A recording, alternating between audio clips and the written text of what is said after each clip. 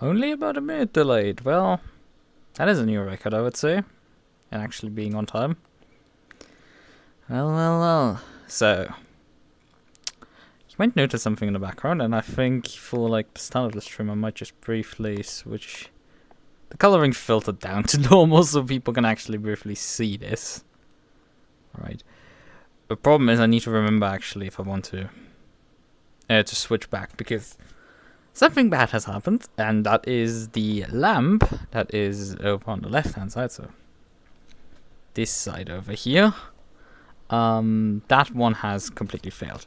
I have obviously my desk to the right, and my desk lamp shines the wall, so it brightens the room, which is good enough for when I'm working on my desk, but it's not enough to like brighten the scene. But I mean, also in general, that isn't enough to brighten the scene even for the pedal cam, because I'm using a pretty aggressive set of color correction filters to get this stuff up to like any snuff, right? So, but yeah, that I wanted to turn that lamp on a few minutes ago, and it just didn't. So that's fun. That has died. Probably just a bulb. But whatever. It's like it's been the last week or so with like so much stuff actually just dying. Wait a second, where's my Steam gone? Steam? I mean, I launched Steam. What the fuck? My Steam crashed. No wonder Steam, no wonder the Steam main menu didn't load correctly. Because for some reason, starting Steam VR crashed Steam. I haven't seen that before. And obviously interesting enough that, well, Steam VR still works, despite, well, the rest failing, so that is pretty hilarious. Right then, okay. That is just fun. Well. Okay. I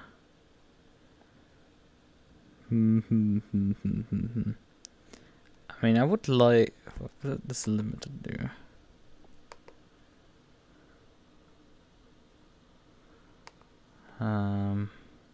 Okay. Does this do anything good?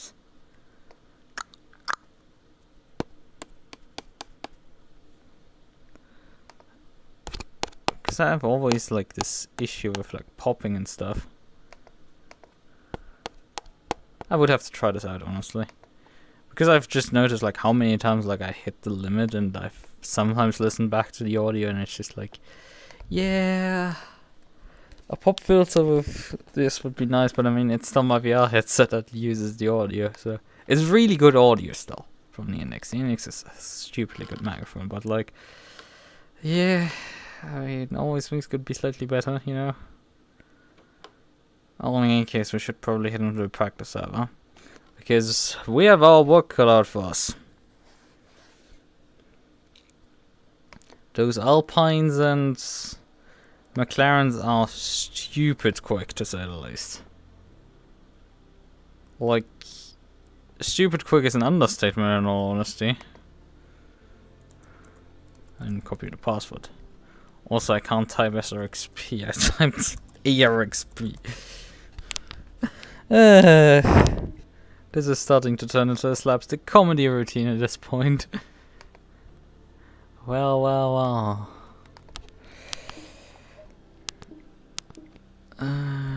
Okay then, there's the pro silver split. Password pasted. I did update actually livery earlier. So...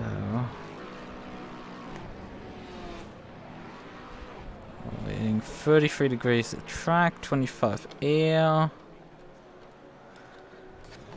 Well then, that sounds good to me. The other Maserati is not on the survey. Oh, it is. The Mafia is already out, but nobody has set laps yet. Well then, let's check the setup out. What can the aggressive priest offer us? Unfortunately, you can't see this, but this thing has 6 wing on it. What the fuck?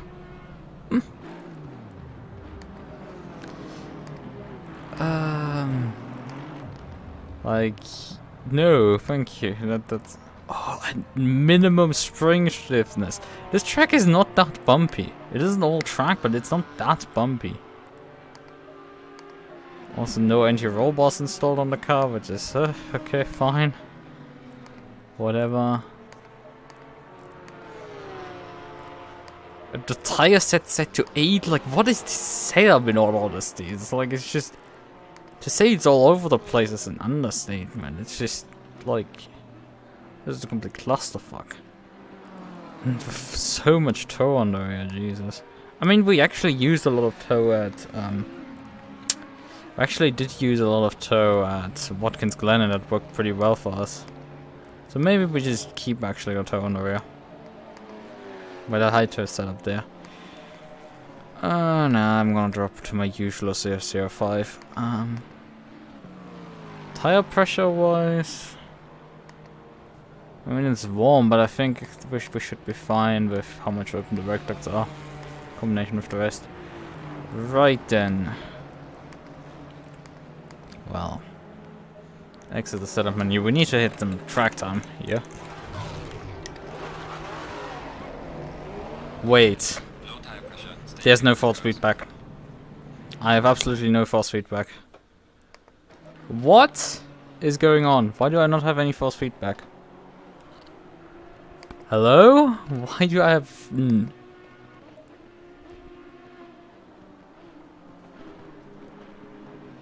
Why did I lose all my false feedback?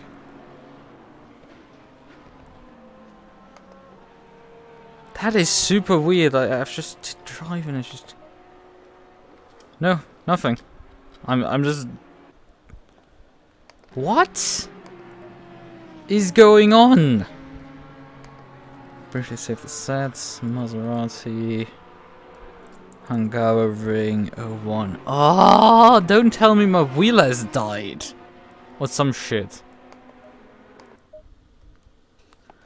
I mean, it is mapped and everything. You occasionally end up with this weird phenomenon where the steering wheel isn't mapped.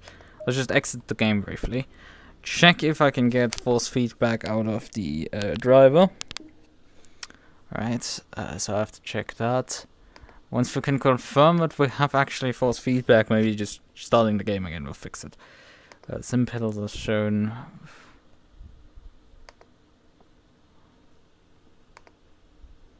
Okay, T300 is recognized correctly, and it has loaded the drivers for it. There's also the correct calibration on there. No, but I don't have force feedback. I'm trying to force feedback on the feature on the test forces settings, and it just doesn't output any force feedback whatsoever. Fuck me! What is my luck? It's like I have a PS4 control. The PS4 controller. My brother has 3 PS3 4 controllers. He took one back because he would have had to charge the other one. That one that he tried to that he would have had to charge was completely dead. You can't charge it anymore. Doesn't work anything on it. Even if you put a working battery in it, it doesn't charge anymore. The battery in it is also dead. Can't be charged. Or I don't know if you can charge it because the other the third controller he has bad sticks. And when I took it apart, decided that it didn't want to charge anymore afterwards. So that is the fun stuff. That started. I had a micro USB cable that I bought a month ago for my headset die, and now I have my steering wheel not produce force feedback. What are the fucking odds here for this shit? Let me check some cabling.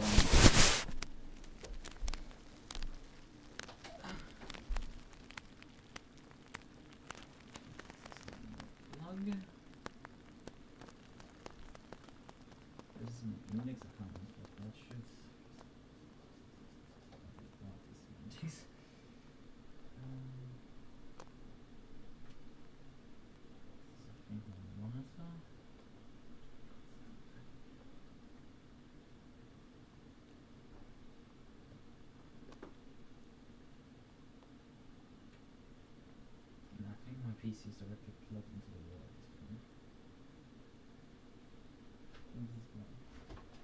It's actually a lamp plugged in here. Lamp. Plug into this one.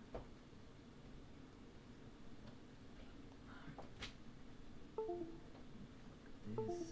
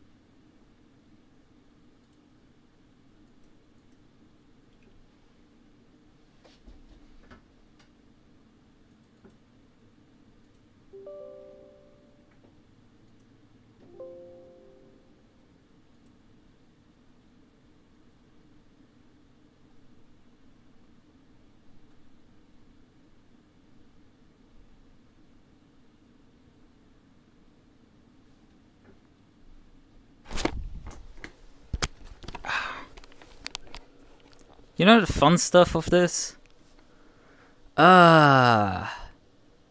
So, my wheel clearly can turn on and center itself, so the motor is still working and driving everything. But for some reason, it doesn't want to produce force feedback. So that is hilarious fun. Now, I've plugged it into a different socket in the power bar. I've restarted the USB hub for which the entire thing runs, because I had to unplug that one as well to relocate stuff. Right? So that's fun. We've already lost 15 minutes of practice, and I have a bad... and I've seen the option that I can update my driver, so I'm doing that right now with the steering wheel. I don't have anything else extra right now. I mean, I could bring the pedal cam back, but... I mean, I guess I could keep the headset right now on. Even though it's... let's just say a bit inconvenient, but let's just say... it is better than nothing to have me talk from the off here. I agree to the licensing terms, but I've bought your fucking hardware already. It's not like I can choose at this point. Give me gunpoint.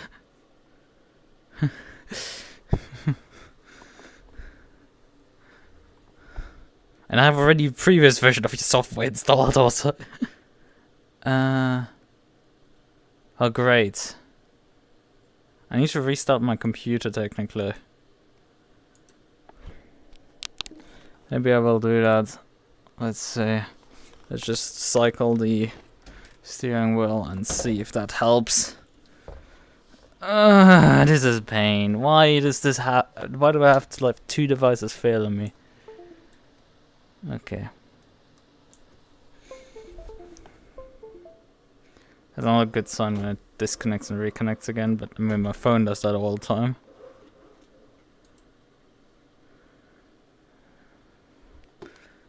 Hey, could I get this page here?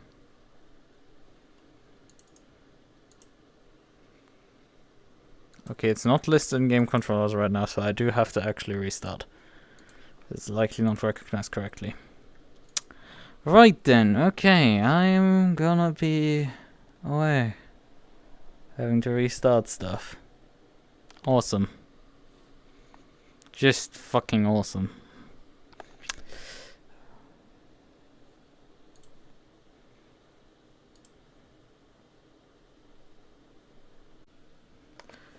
So then, I'm back. I have convinced the steering wheel to work. I have force feedback again. Miraculously. It is actually working now. I don't know if it works in game, but it has worked in the control panel. Which is progress, because before I didn't even do that. So, we need to briefly pull my chat up again. Oh, it actually pulled it up correctly. I'm impressed with you. Congratulations, software. You're the only thing that right now has actually impressed me somewhat. And not let me down. Let me down harder than I haven't let down my parents. Right, okay, bad jokes aside. I want to briefly calibrate. Turn the controls off and then just be in-game already. This was so unnecessary to happen to me. But it has happened. It's like just the fucking final nail in the coffin at that point. Right, okay then. Well. Show grids, move down. I should have included that it logs also when I stop my stream. I'm a bit stupid apparently. Well, in any case, Hey guys, Dan here. Welcome to. I don't want that video, thank you very much. So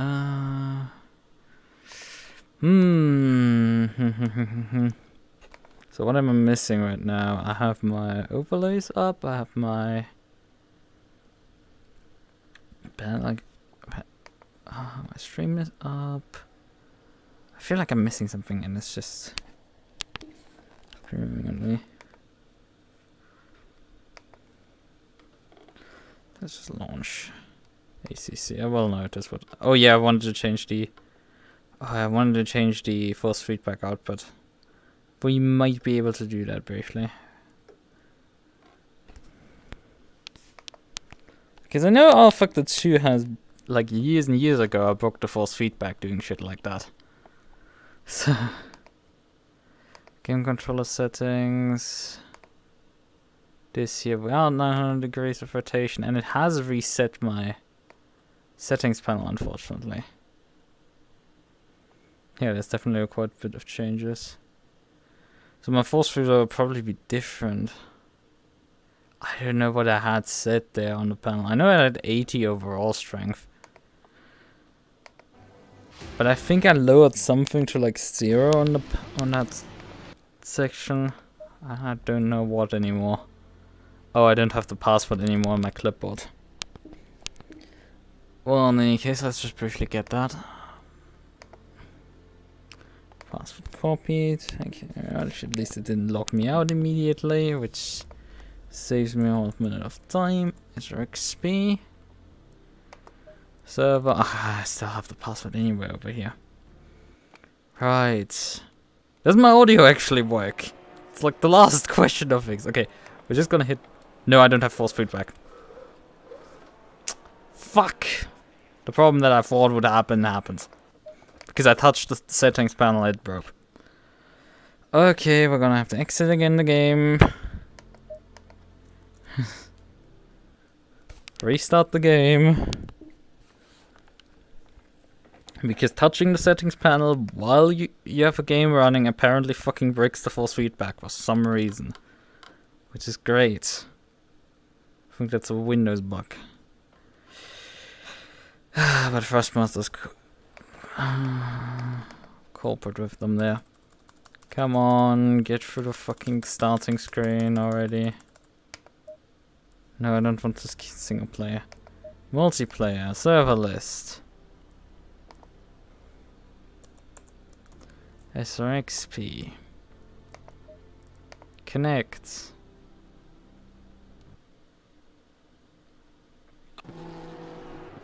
Could I kindly not be spawned into someone? Yes. There is weight. But there's also a grainy feeling. I mean, I'm probably gonna gaslight myself into thinking there's a massive difference in the force feedback somehow. Also, I'm covering up my my overlay has shifted around and it's not in the right position. Fuck. I'm not gonna care. I'm not gonna give a shit. This has to work now.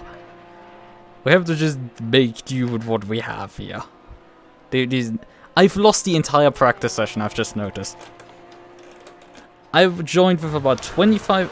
I lost about 15... No, over 15, about 18 minutes or so just with this garbage. Absolutely fucking disgusting that I had to deal with something like this. Completely lost a shit ton of time just because the driver... It's the first time I've ever dealt with this. I mean, I've had force feedback cut. In the sense that I press drive and there's no force feedback, but there's an R factor 2 bug and it's a very well known one. Happens like a dime a dozen. Not that regularly. Jesus, the force feedback feels very different, I can tell you that. Because the curbs feel like very much Kirby. There's these like vibrations really. As if there was a rumble motor. Although those didn't give like anything special off, but I think they have perhaps changed the software and done some stuff because the last time I updated that software was back in...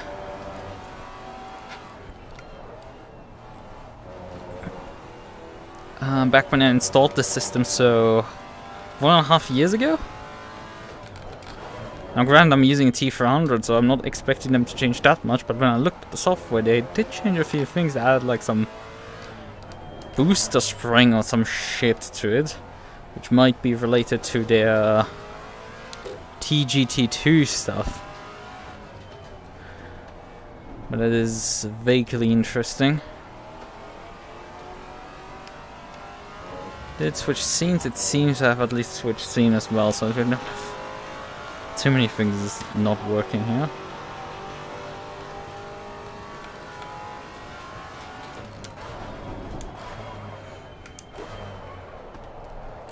Maybe I should switch over to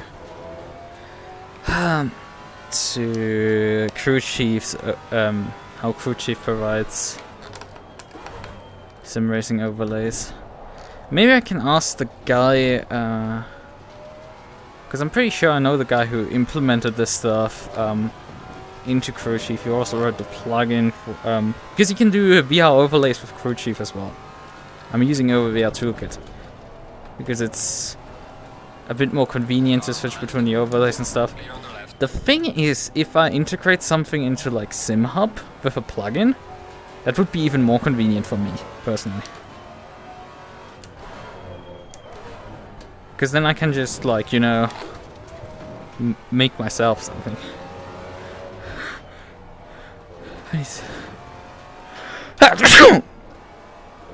I saw that coming. But yeah, I can then just swap them depending on cars and stuff. And do some fun stuff in that way. And don't have to, like, deal with perhaps the overlays moving around by themselves between sessions, because that's the most annoying thing. And having them to put them back into position. The thing is, it's so convenient to like move them with your hands. But if I can make it that the capture process is a bit more, you know, dynamic and fixes itself, then at least my audio is working. 55.7, so not great, not terrible for the first flyer. I would say that is not terrible, but I'm pretty sure our friends there, yeah, 2.5 seconds fast of provisional pull here in practice. It gives you the slight idea of... Oh, fucking hell! I just get killed by a wheel spin. So yeah. It will be difficult to say the least, I think. I think we're missing a slight bit of edge. Also, I'm locking in a few places here and there.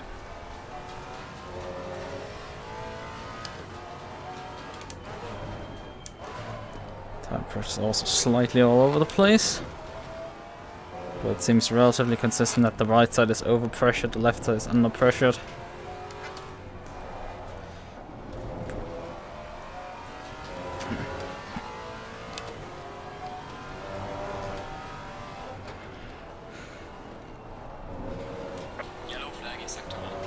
The car has a really nice handling with this rear wing setting.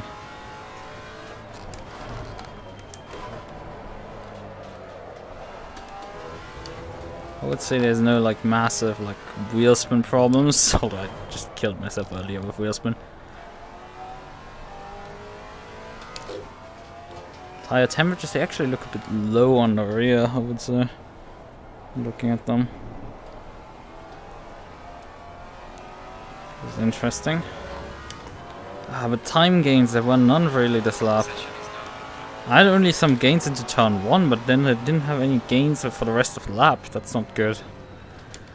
I lost time at the end still. Despite my oversteer moment, even excluding that one, I still lost time, so that's not good at all. I need to gain time everywhere. I need at least a second of that time, I would say. Because my competitors were doing...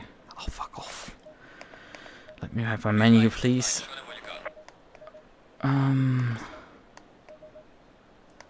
Right.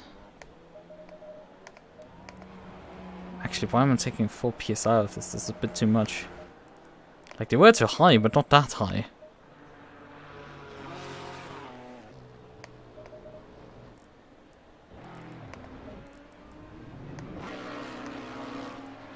Where's the GT3 moving?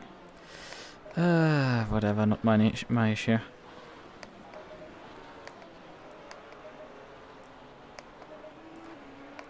Fuel, I'll take the fuel off the car because we did. Also, probably move the brake bias reverts, I think. Although we have had this when switching to qualifying that we didn't need actually that much brake bias reverts. Definitely at Watkins Glen. I did take another click out of the rear wing just to see what I can get out of it.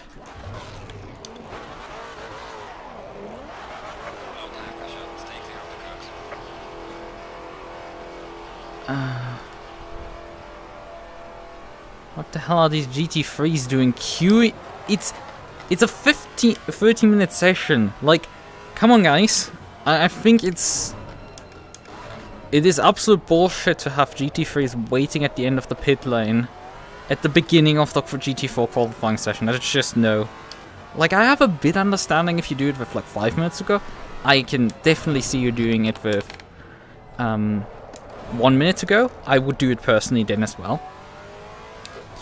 But with 15? Like, no. Just no. In any case, I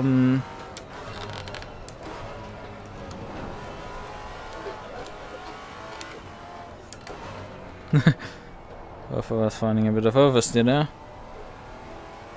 As I wanted to say, in any case, yeah, my competitors were doing in race trim 54s in the practice race on Sunday, which I didn't participate in, but I can obviously still look at the results of. So I can always like checking their results, seeing how fast they go, seeing if I need to be alarmed or anything. Oftentimes they go quicker in the actual race than in the practice race, which is totally, in some ways, understandable. I'm actually following Blumen on pace, but he's probably just warming up his tires, let's face it. Hey, I'm just following you, mate. I'm not gonna pass you. Could you just please go? Like, just go, please. Like, you have nobody in front of him. There was no one. And he held me up. Like, there was just no point in doing this shit. Like, come on.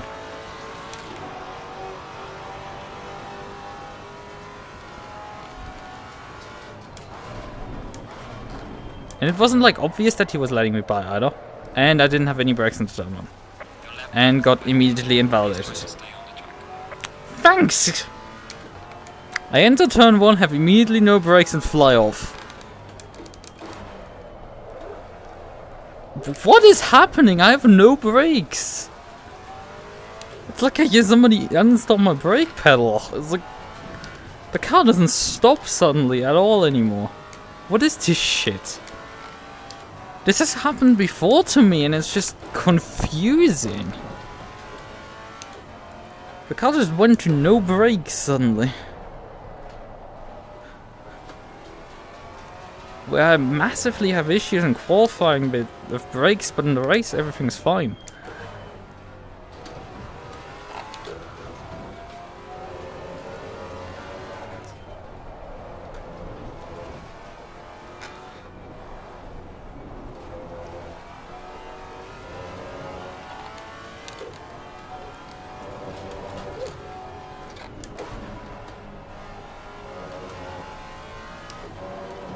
Maybe I would have needed the extra wing.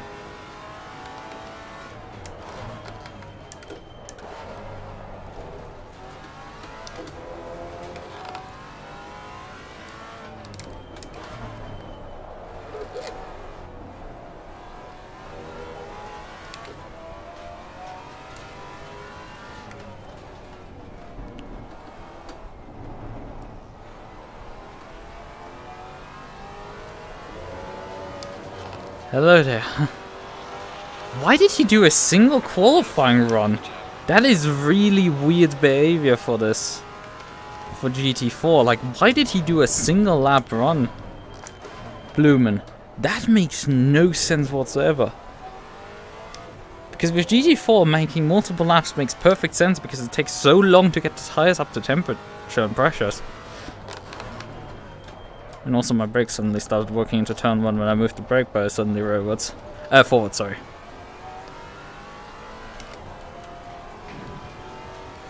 But yeah, at least I hope...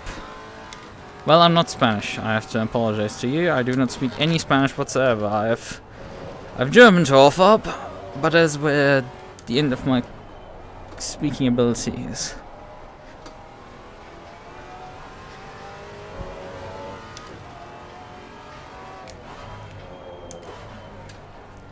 The only language out of the Romantic language family that I can sort of have a half a clue about is Latin. And I sucked so badly at it that I was grateful when I was done in school with it, so I don't think I have any knowledge of that one either.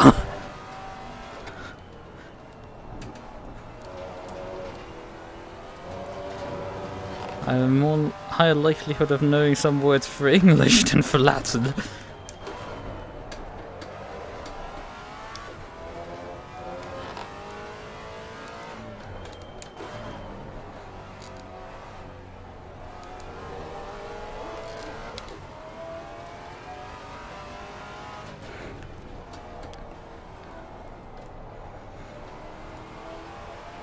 And I know that one French sentence to stop the French from talking to you. AKA telling them you don't speak French. 54.4, which is at least passable, I guess. Although it's clear that there should be more in there. It's better than French! That was my approach to this shit.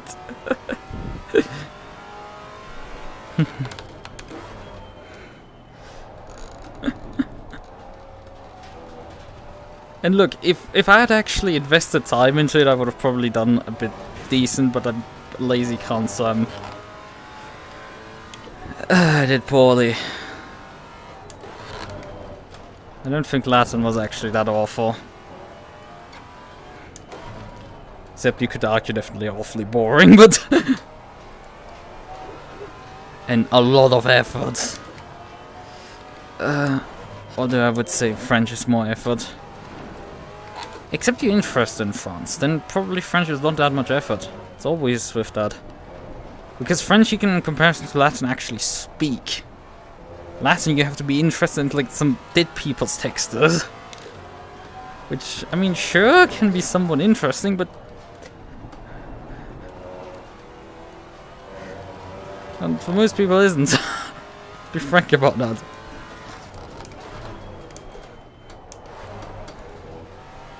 You know, they removed the actually interesting part of the one, like, book that we translated at one point was like, I think a Renaissance or something, like novel or something that contains some NTR. It's like, in that sense, it's very hilarious, but like, but obviously the spicy part had just been removed from the scorebook, so it's just boring.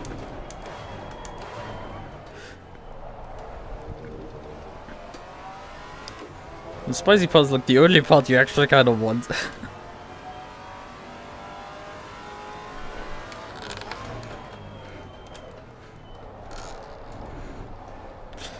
Yeah, it doesn't seem like there's much time actually to be gained. I'm gaining time and I lose all the time again, and it's just, I'm trading tenths with myself, and it's great.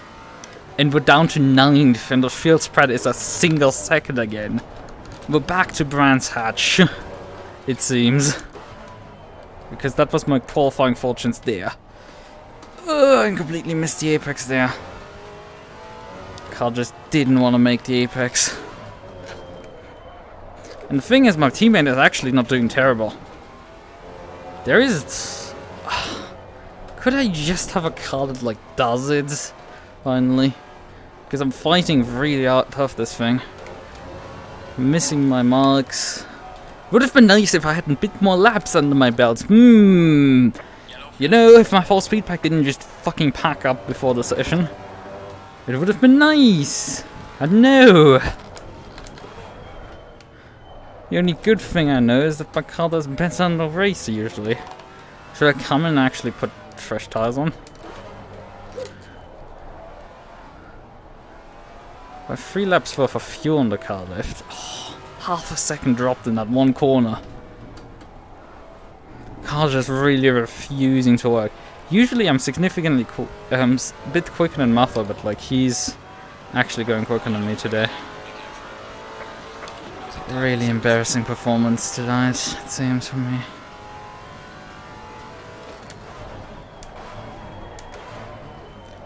I'm basically locking the tires completely up into turn 1, but it works. I mean, look at the delta, it's going up. Now down again, but like, hey, it's... shut up. Oh, I'm getting this 4-wheel slide, and it's just... it's pain. Car's just not biting into the road when I needed to.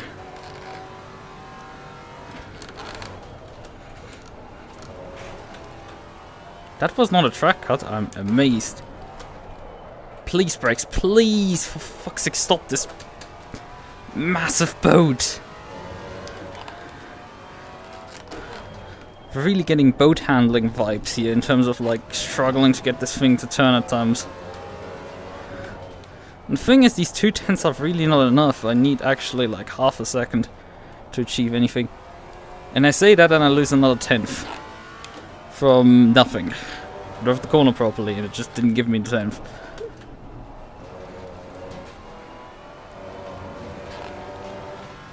Ah, this is pain.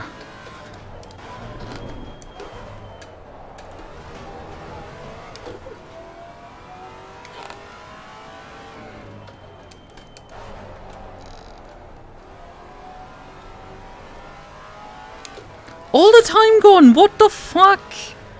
What am I doing wrong here that all my time just constantly evaporates into void?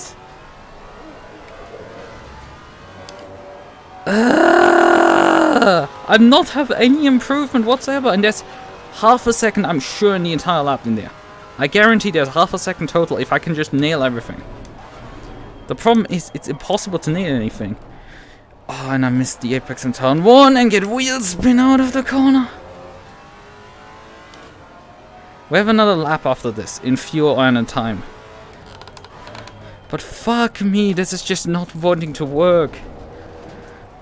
Mate, my teammate is doing better than me about 8/10 of a second faster. That's not the car at that point, that's me. When I'm usually matching the guy. That's me at that point, not the car. It's very painful, but it's really a massive struggle here right now. It just doesn't want to work. I'm having to fight the machine completely. Oh, complete lockup. Tires did not want to stop for some reason. And I have an Alpine breathing down my neck.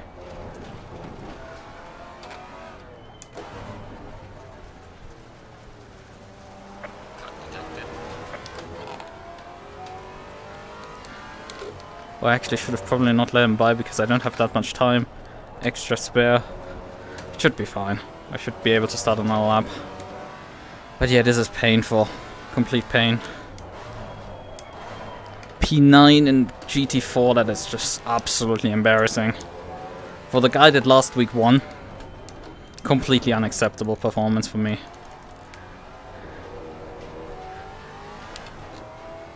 I need to do better than that. Right, we have enough time. No panic. But it's a single run. It's a single lap where my car has to suddenly perform. And you know, it hasn't impressed me so far. We're gonna go one click backwards. Let's hope that works. And right, the brakes actually stopped my car for once.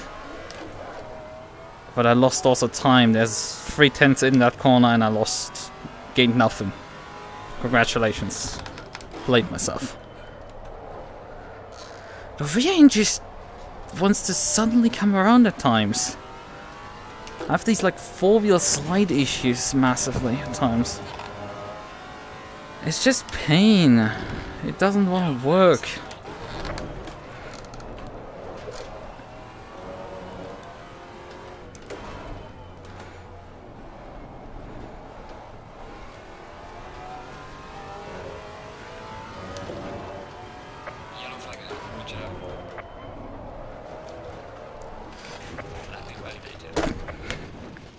Complete fucking garbage. I couldn't get it to work. Ah! God damn it. 1.3 seconds off the pace, my god. 8/10 off Maffei. 53-1 from Qualy. Actually very expected. Blumen behind there, then Maffei. Then Iversen and Maffei. Iversen's quite a bit actually off. 10th, absolute embarrassment here. Absolutely no pace.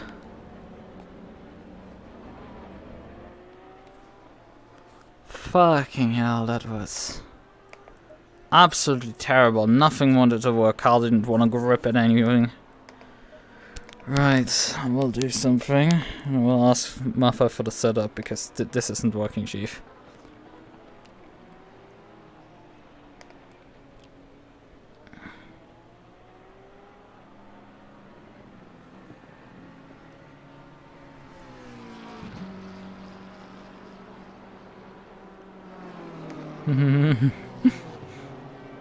So,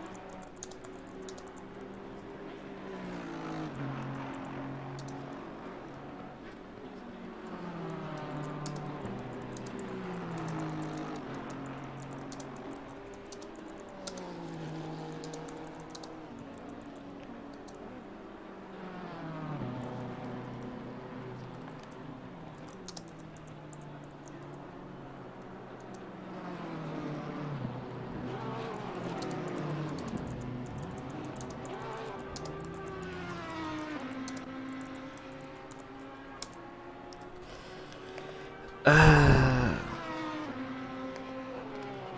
then, okay, we could obviously investigate some changes for sure. I could roll backwards a bit in the setup. I mean, pressures were right. That's at least something. So they were right. The rear wing, I think, probably didn't help us that I took that off of one click. The brake bias backfired as well, I think. He replied back to me. Yeah, he actually said yeah. Okay, thanks.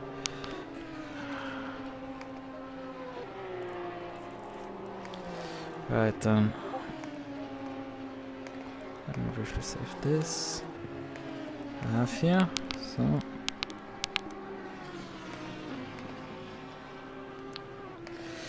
.36C, that's that name.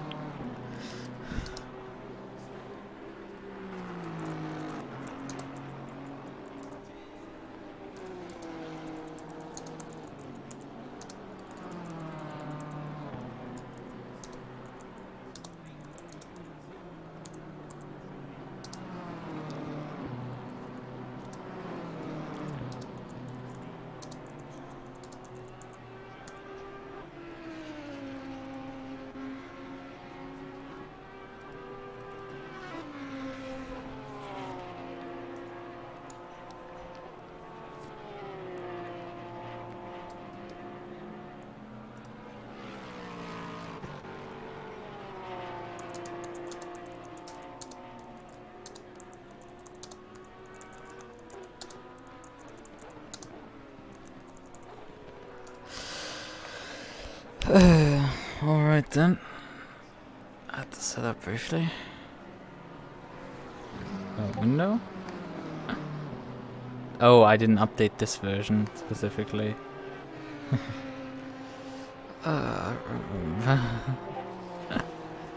So, Hungaroring there. Add. Okay. So 32C. Oh, he takes all the brake power out of the car in comparison to me.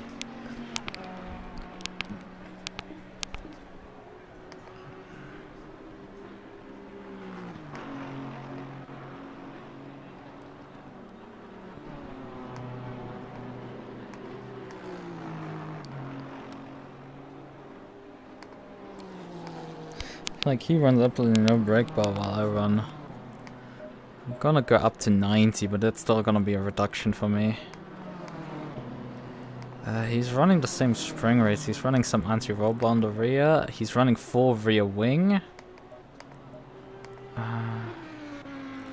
He is running brake pad type 1, so that is... he has also had... he's running more camber, runs the full toe on the rear. This is interesting. Where are my pressures personally? Could you just... it's very difficult comparing the pressures. I think my left side pressures are very similar to his. But my right side pressures are slightly lower.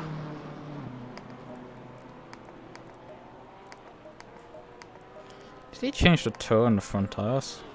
I'll check. No, he didn't. Didn't change the cast though.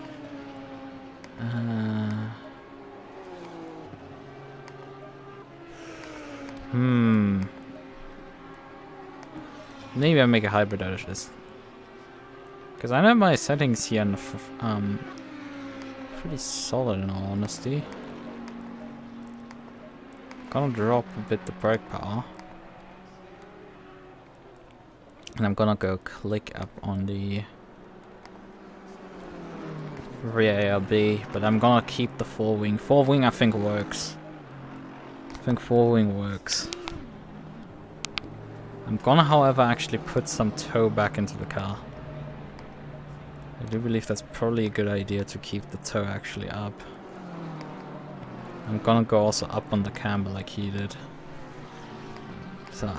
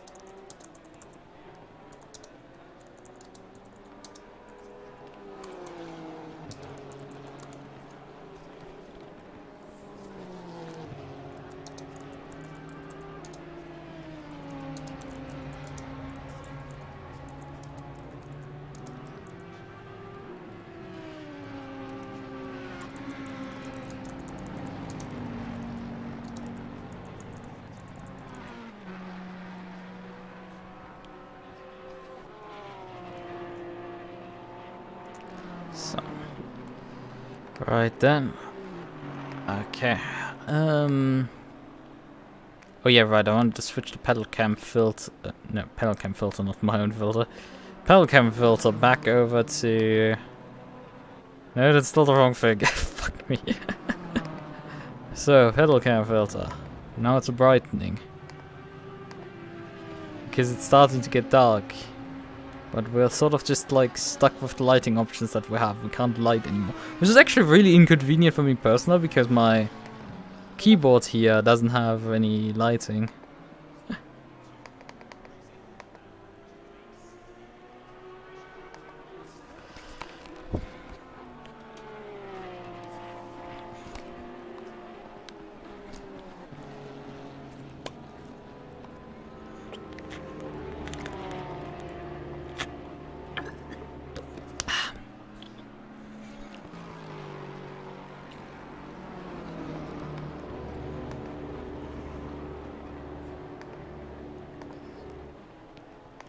Right then,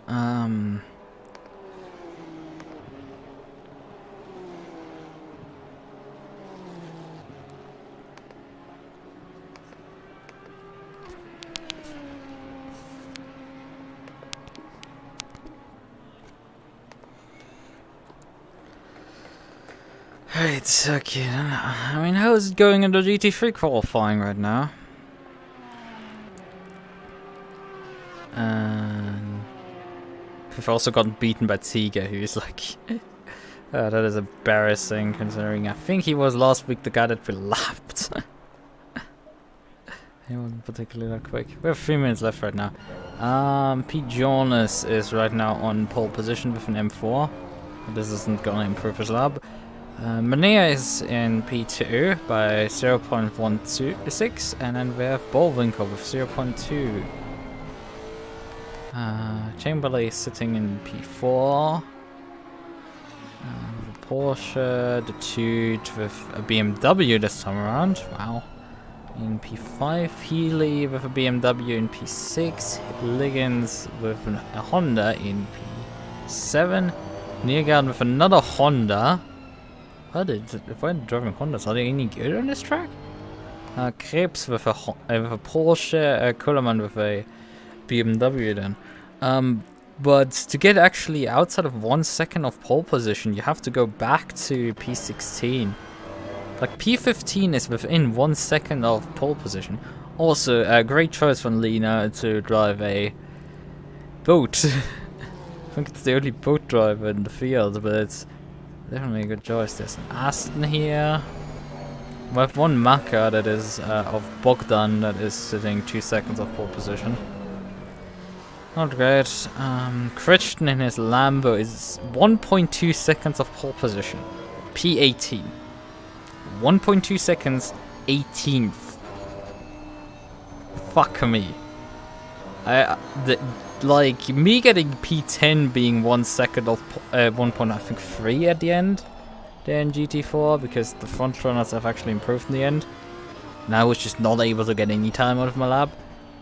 I do actually lose more.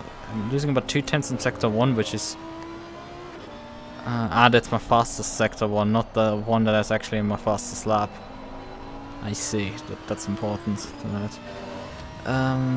But even with my fastest sector 1, I was still losing 2/10 in sector 1 to Qualy, and for another 3 seconds.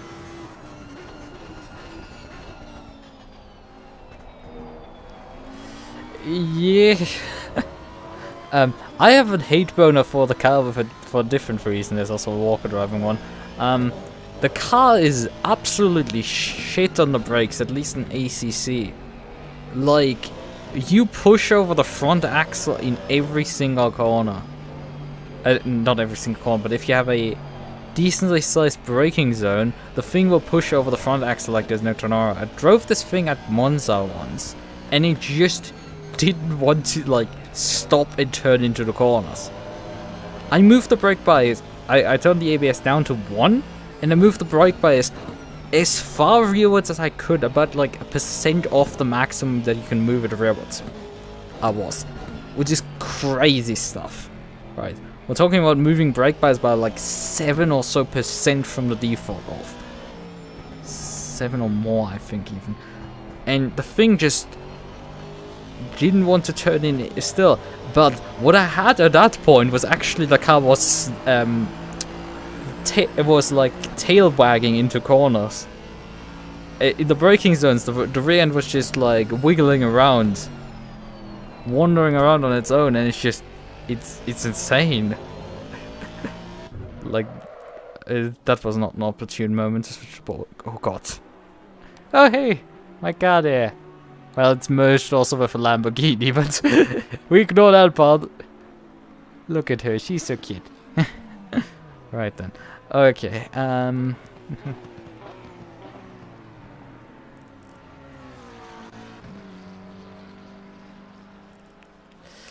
well, we do have a GT3R. Here's the GT3R, and where's the Lambo? Where's the S actually?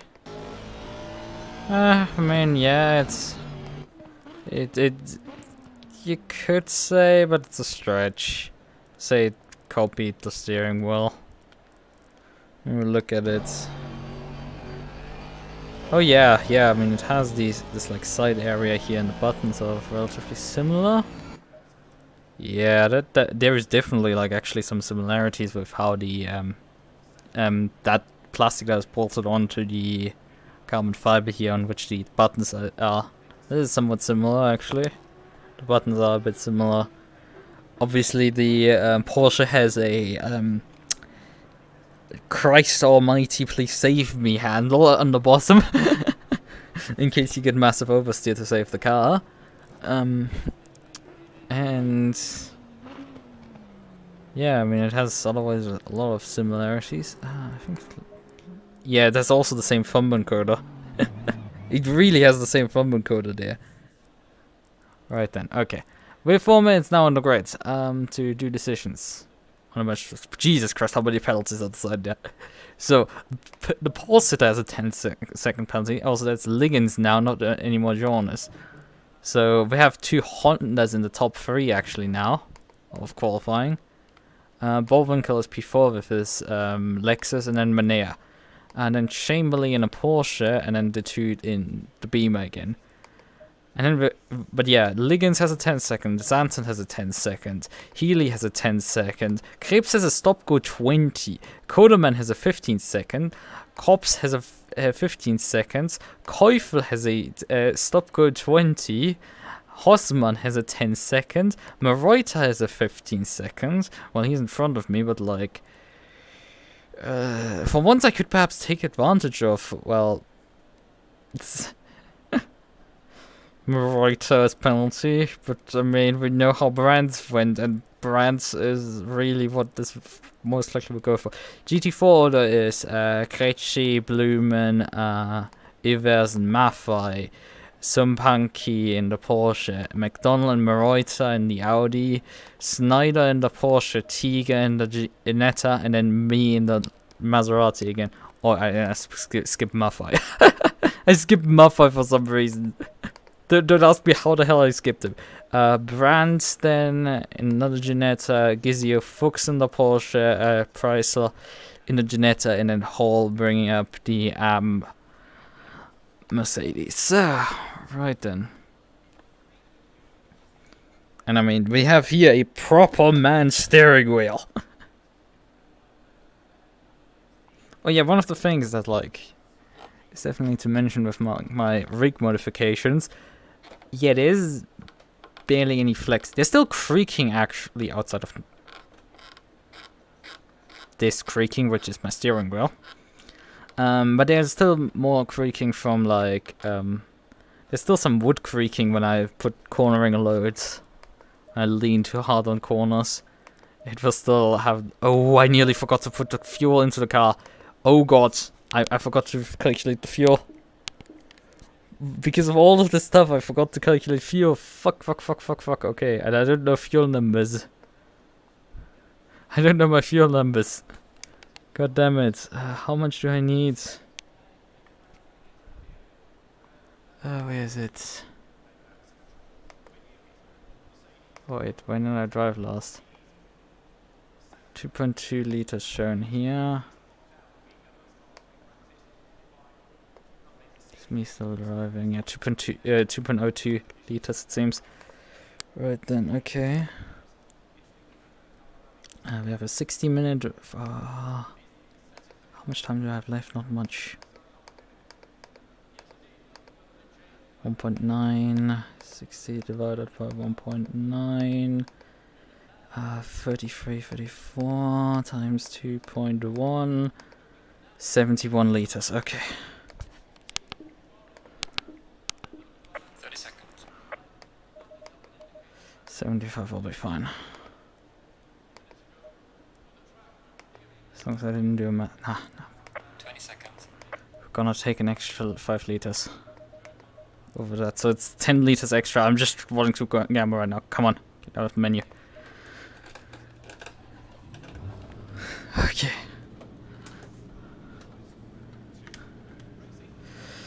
Well then. Stay single file.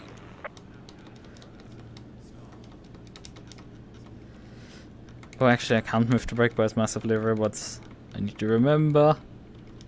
Can't do this with this car. So I can do it actually with this car to heat the rear discs up. Can do it. Okay then.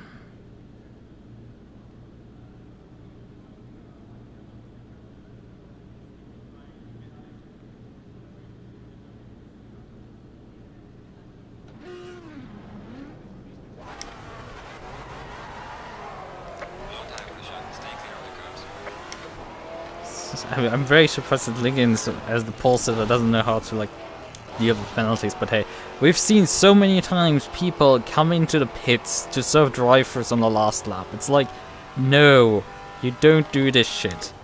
It doesn't make sense. You don't get the penalty clear till you exit the pit lane. It doesn't work. You have to just run across the line, and coming into the pits will not help you because you just lose more time.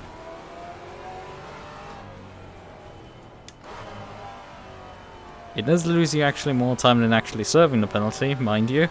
So if you have the option to, you know, you have 3 laps to go, then just come in and serve the thing. Also, why did both Ginettas decide to pass me? Fucking idiots. Drive in the green area. It's not rocket science.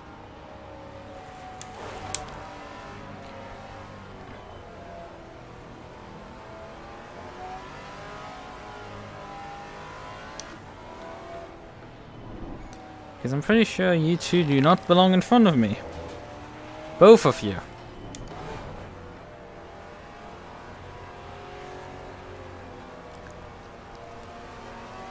And I'm driving the correct position that I'm supposed to drive in. So fuck off and drop actually into line. The others are way too far forward, yes. But it doesn't matter to me. Okay, we're gonna now drive far forward. So does it matter at all? No, because we're anyway now going into double fly and there's enough time to catch up. More than enough on this track. Track is actually not panic inducing with this shit. And immediately I proceed to gap them because these idiots could not follow the procedure correctly.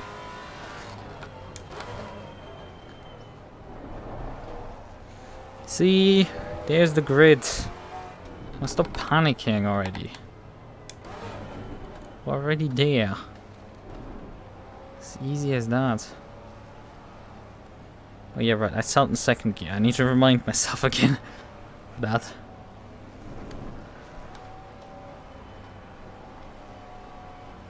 Right, there's Mafa in front. Green light, show them where you go. Car on the left. Clear on the Didn't left. get the fastest launch there. Janetta is actually off. Let's see how many people are gonna survive turn 1. Car on the right. Clear on the right. Was a bit late on the brakes for me. Car on the left. Clear on the left. Car on the left. Clear on the left. Car on the left. Clear on the left. There's a slow car behind. Oh god, my frames. Car on the right. Clear on the right.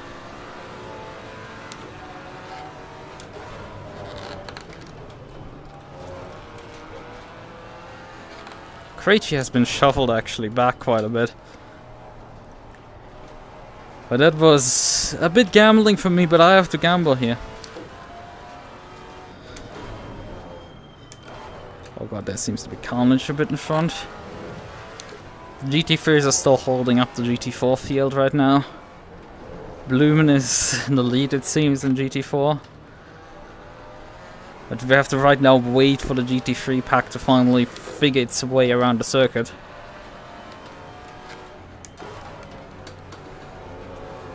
Just no, I don't know why they actually put this corner as a passing opportunity on the list, because it's really not. It's a really terrible idea to do that.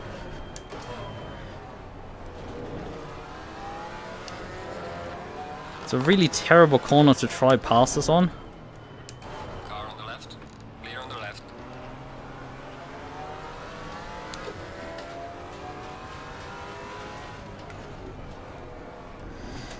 The exit, yeah, you can pass on the exit of that corner.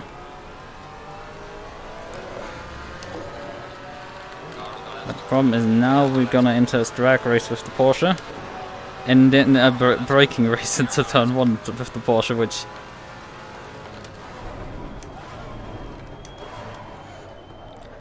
The only reason I have half a chance in competing against him is because he broke way too... That's GT3, okay, good. Another GT4 trying to pass. Okay, he closed the door there very nicely off. But I would really not like to get by this guy.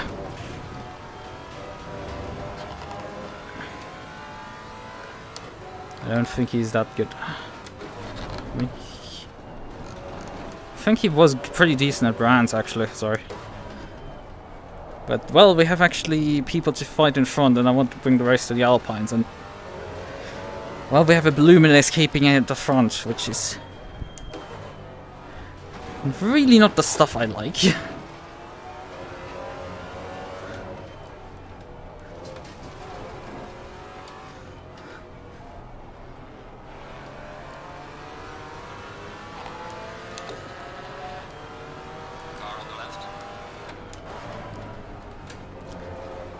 Just said a lap ago that you can't pass here and then proceed to actually pass there. Car on the left. Clear on the left. Lemau. Problem is he's right now in my gearbox. And well, I don't have straight line speed, but last time around he really struggled with this corner. But I struggled this time around on the entry, so I guess we're somewhat even. But I outran him completely on the exit there. So, we have our old rival in front now. Well, let's just say I did not expect to meet him at this stage of the race.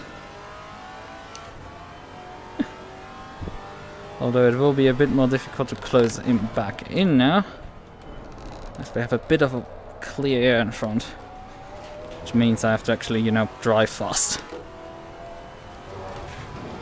And not just rely on racecraft and slicing through the entire field.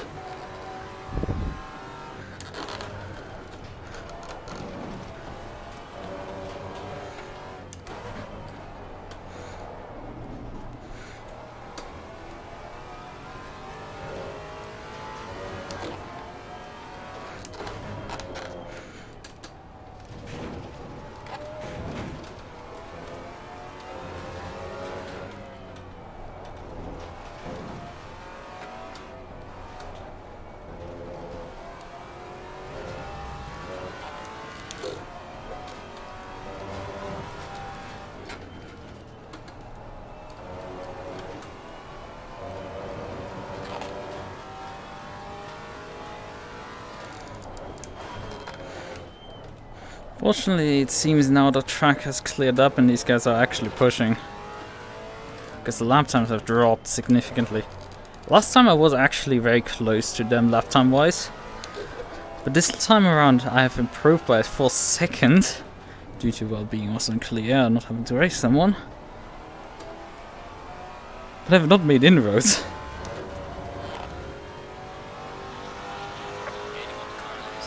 Although I did actually make inroads. I was, I think, the fastest car on track there.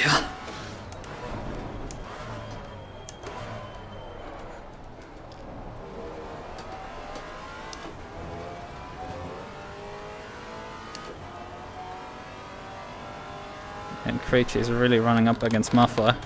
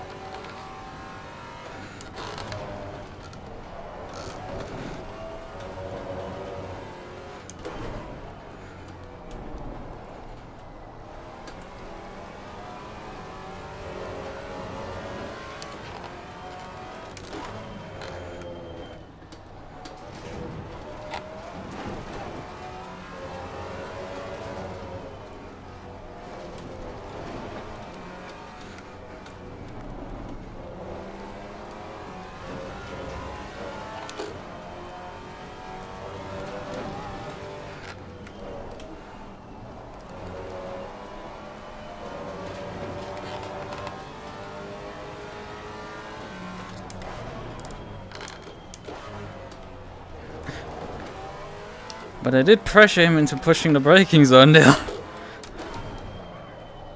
He did brake a bit late for him. Even if he had broken a bit earlier, it would have been fine, because outbraking someone with the Maserati is like... yeah, no. That shit ain't happening. I'm gambling with the track limits there, I'm pretty sure.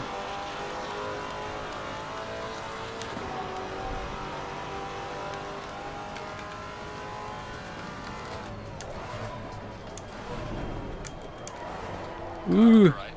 Clear on the right. We actually brought the Porsche with us, so he's behind us.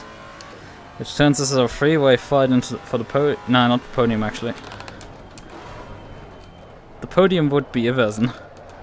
There's a freeway fight for P4 right now.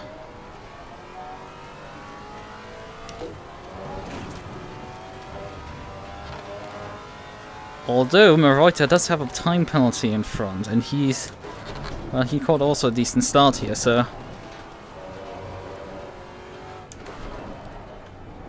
oh, I'm starting to make the same errors I made earlier in qualifying. Car's starting to wash out.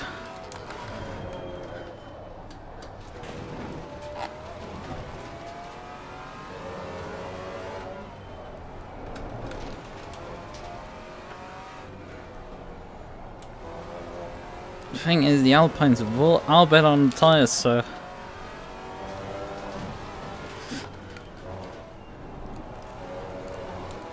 They are expected to outrun us at the end of the race. Yellow flag, be careful there. There's a slow car up ahead.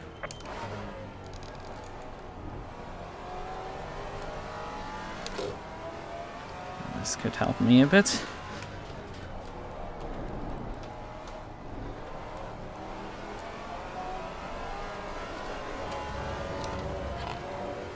I've no struggles getting out of that corner. Down to the car in front, sector 3.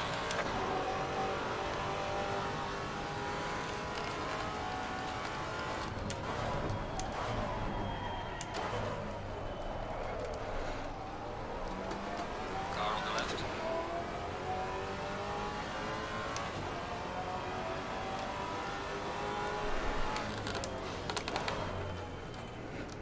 Clear on the left. He actually let me by there, I think. On the left. Clear on the left.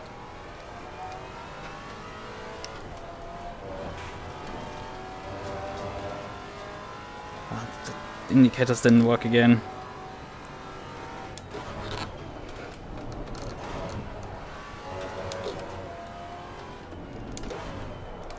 Right when you need them. Alright, let's attack those guys.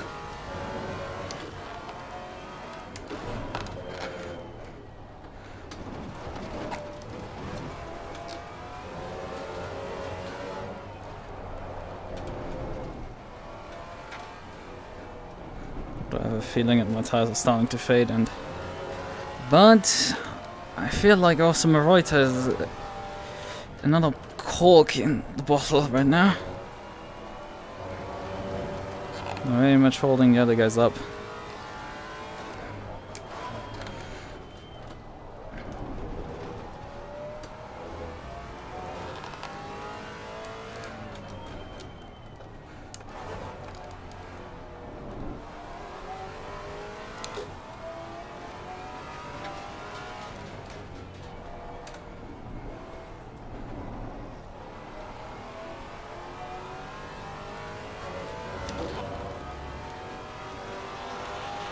So GT3 still coming through. Car on the right. Clear on the right. Car on the right. Another GT3. Clear on the right.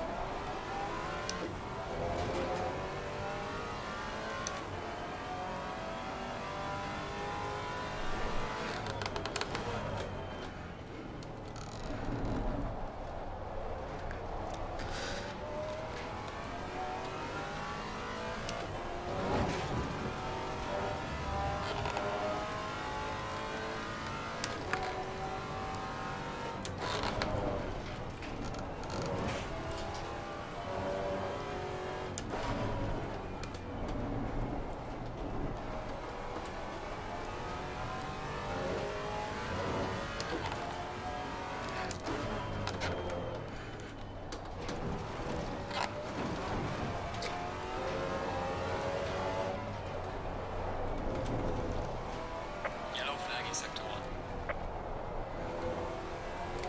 I think the winner has been decided already effectively in GT4, and that is the McLaren. The other positions I would say are still up for grabs.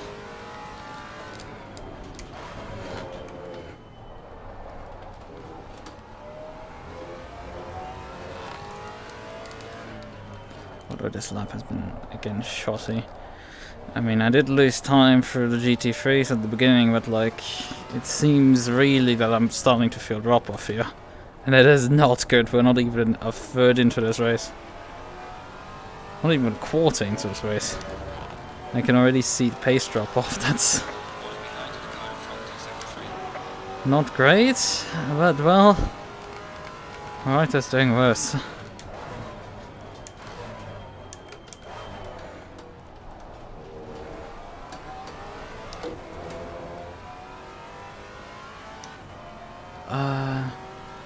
When GT2 comes to the game, I will probably drive those. I mean, if people drive them, that's the big question. But I want to drive that KTM. Like, no questions asked. I like driving the as much as I have a absolutely love-hate relationship with the KTM crossbow. And I think I'm now finally over it. My abusive relationship with it.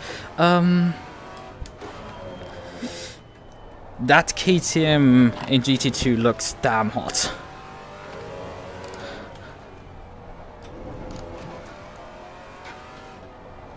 Like, there are no questions I want to drive that one. I don't care about the others, just the KTM crossbow. GT2, that thing is absolutely beautiful.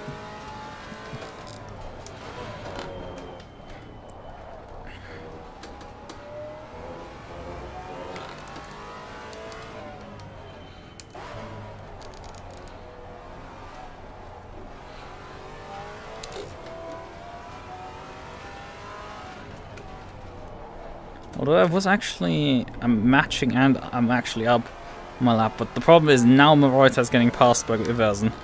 So the Alpines have now clear air at this point. And we know how rapid those guys are. Except Maserati is keeping in it. And I don't get brakes into that one, fuck.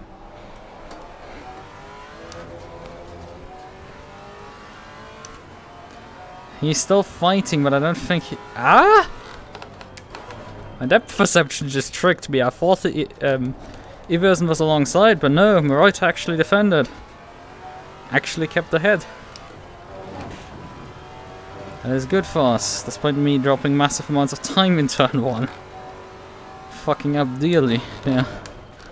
Stuff that I shouldn't really do, but hey.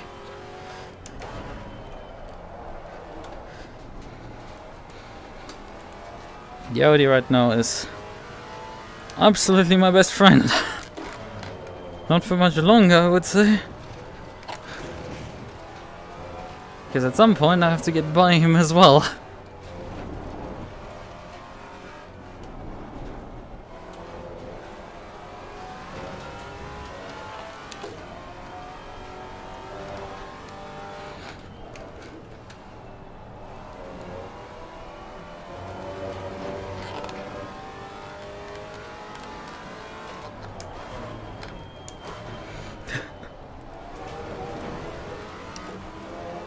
Well, I think Iversen has gotten him this time around. Or has he? This is the war of Uno reverse cards here. Car on the left.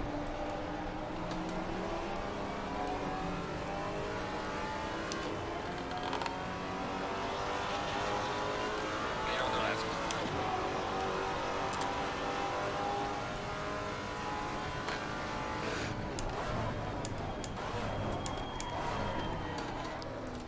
Yeah, those Alpines seem to have absolutely no straight line speed today. Car on the left.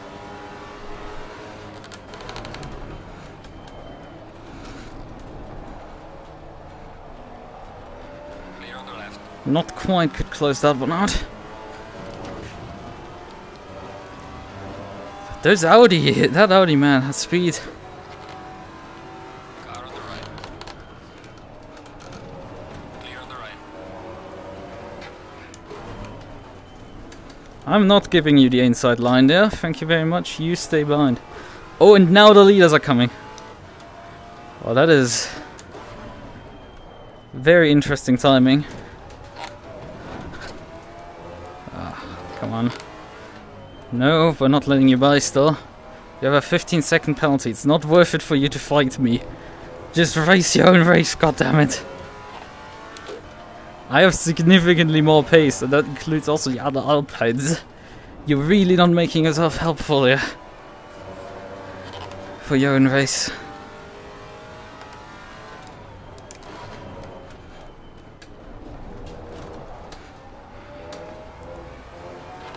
Well, I'm gonna have a GT3 up my inside there. Clear on the left. Car on the right. Clear on the right. Oh, fuck me! I tapped him slightly, for God's sakes.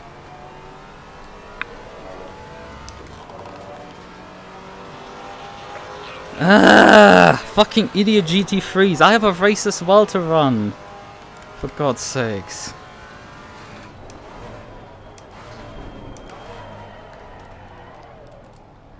And then my brakes fade me into turn 1 as well.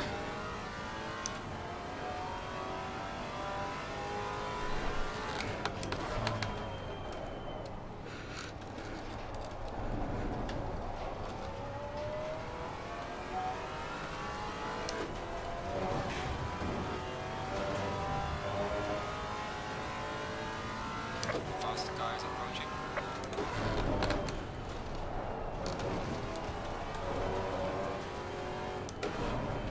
I mean, you can try passing around the outside there, which I do think can work. Gonna give you the room. Clear on the left. Faster car coming up behind you. Car on the left. Clear on the left.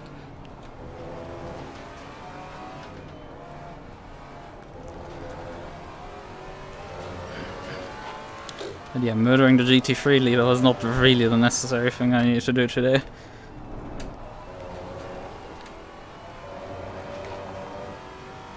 Faster car coming up behind. Watch out. Oh, it was a different GT3, not this guy. Different NSX. No, I don't want another NSX up my inside here.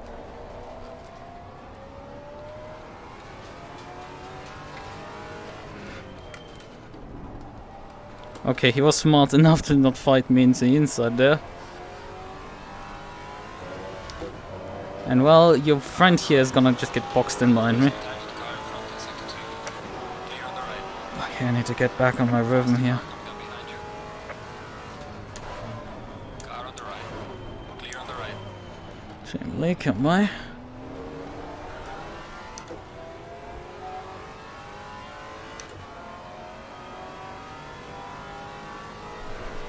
Faster car coming up behind. Watch out.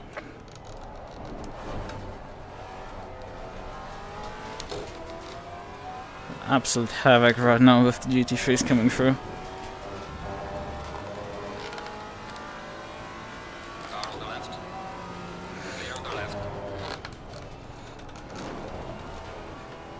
Faster car coming up behind. Watch out.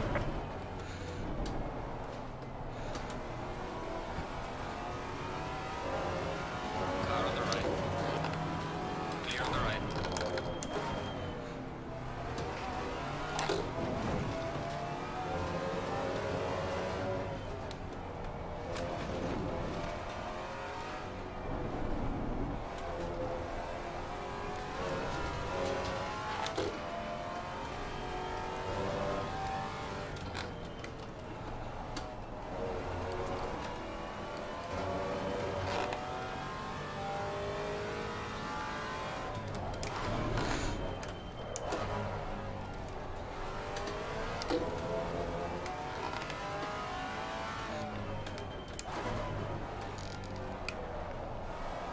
Faster car coming up behind you.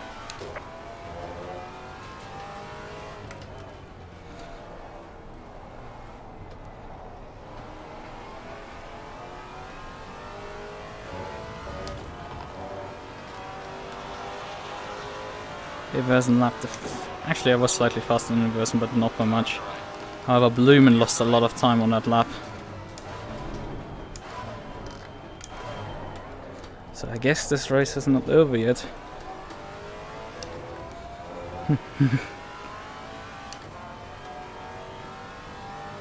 Faster car behind you.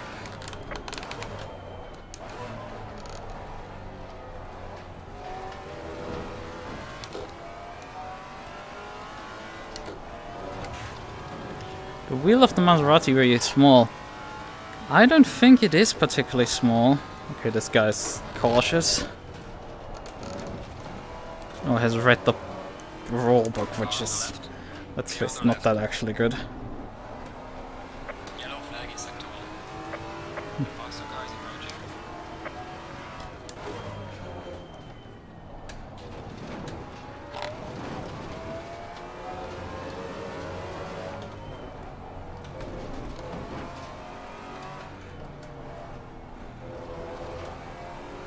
Are you gonna swing now around the outside? Yep, okay.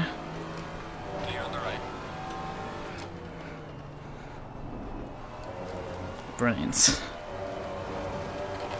I don't think it's that small.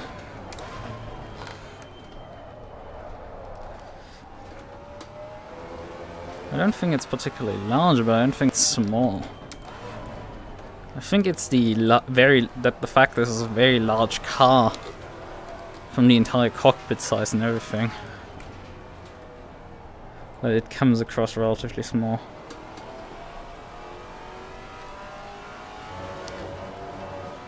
I mean, there's probably an off-the-shelf spark over him you can get for like 500 bucks or so that is installed in this car.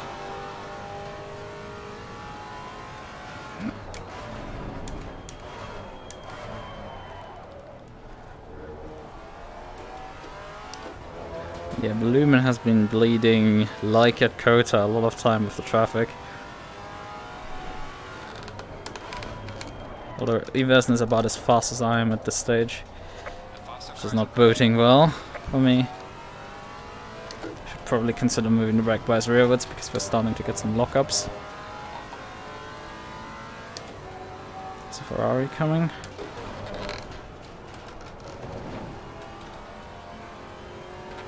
Car on the right. Clear on the right. And that worked really nicely, I would say. Faster car coming up behind. Watch out. See, if you dive bomb them and overshoot, at least clear me. And don't send me also wide with you.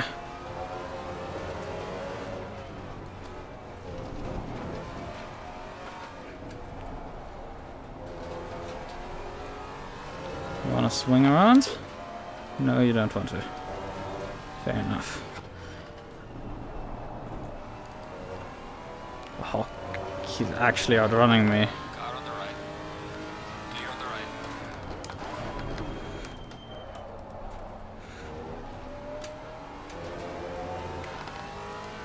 Although Bloom seems to have found a cliff or something pace-wise. Or it's just been... He takes time to recover from the traffic. I think really he's someone who struggles with traffic. He's not as good with it. Most driver in this championship. Yeah, I mean, it hasn't lost time on this lap, but I don't think really that much. Till the final few corners he was faster than me, so there's that. This was the pole sitter, by the way. Actually not the guy that I took out. I don't know who I took out of the Honda gang. Someone. Again, a lockup, really not good.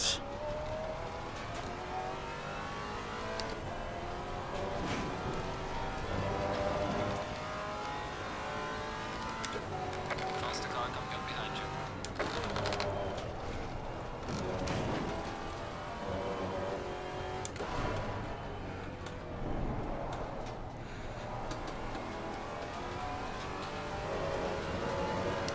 Please clear me. Car on the right. Clear on the right. And then, should I help you carry you through the corner?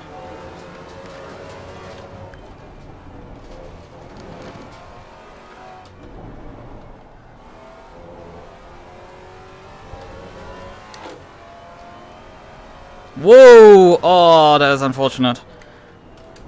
Massive lag spike for Bloom, and then he got taken out due to that.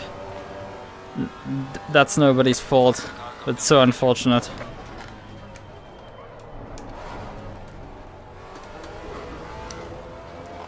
But that means that Iversen has now clear air, which is the last thing I wanted. Right, I've been promoted to P2. Nice. But P1 is now gonna run away. Fuck. Faster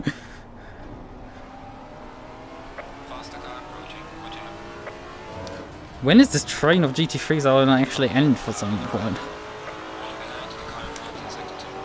Clear on the right. Faster car approaching. Watch out. Car on the right. Clear on the right.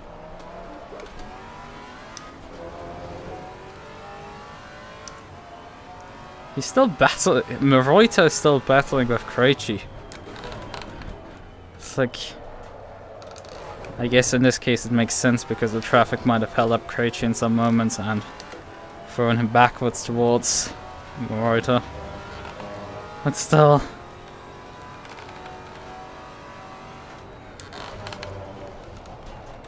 Oh, and Blumen is actually only 2 seconds behind us, so go figure, he can actually still come back into this. This is also a lot over for him. But if Blumen is behind me, that could actually help me, really. We are at the halfway mark, still a long way to go. And Iversen was just really badly held up there by the GT3, dropped like a full second there. I don't think he should have much damage from the incident, but that held up there, it really cost him a lot of time. I mean, I'm very much off pace here, this lap.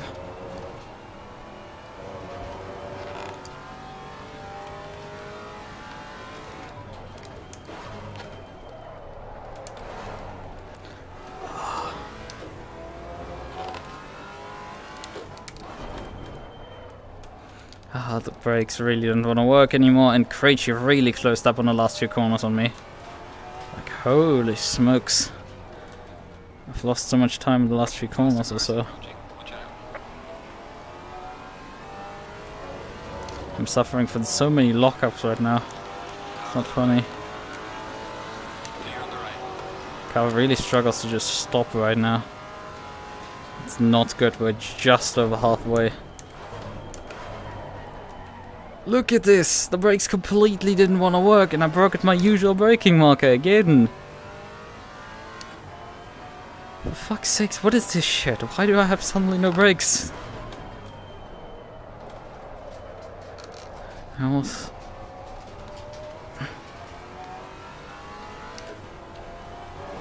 Okay, move them back forward. It's counterintuitive, but I may have just moved my brake wires away from the wheels I actually need them at.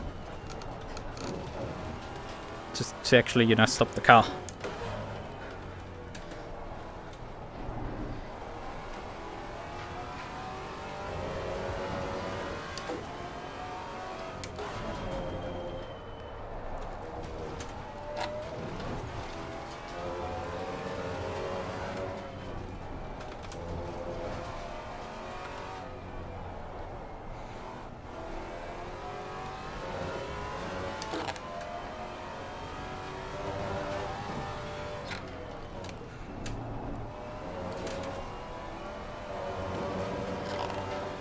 I think the time losses here are just the section that favors my Maserati, not favoring those Alpines.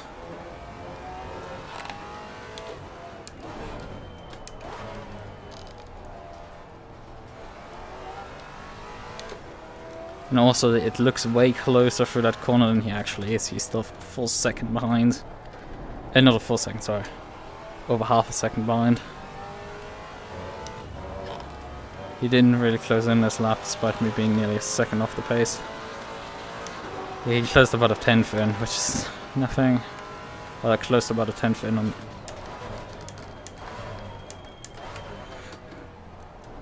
Maybe as in comparison. This time I actually stopped for turn 1, which is a nice improvement. I mean, Iversen probably has a light amount of damage, but I don't think this should change really his car's handling.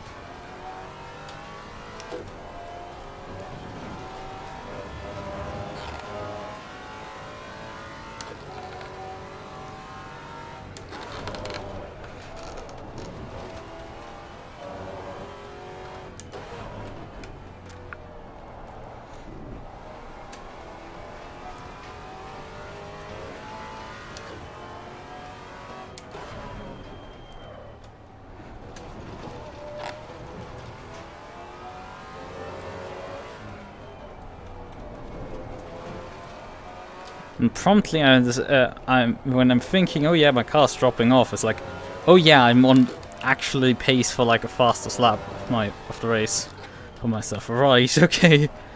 Well then. But Iversen is clearly dropping off. He's dropped massive amounts of time this lap.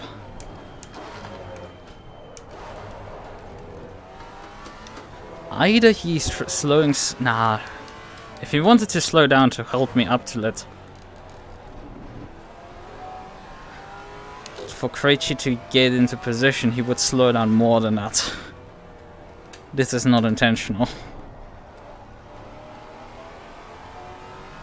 It might be unintentional, in terms of like he's not focusing and just driving slowly. I can definitely believe that. Blumen, however, still is up to pace 44.7 from him as well. He's a bit behind, but if we start fighting here, I'm sure he will be back into it. That would indicate the McLaren hasn't taken much of the brunt. Thought he had touched the wall a bit. There's a slow car up ahead. But who knows?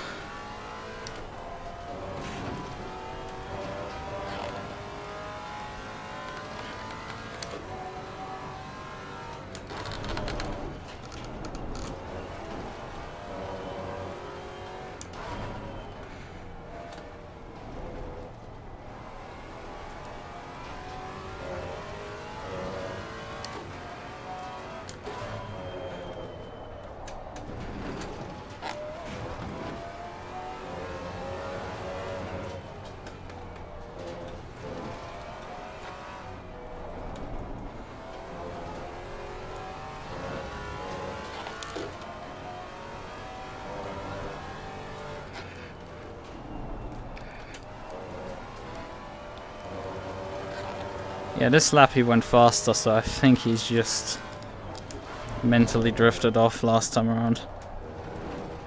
Fair enough.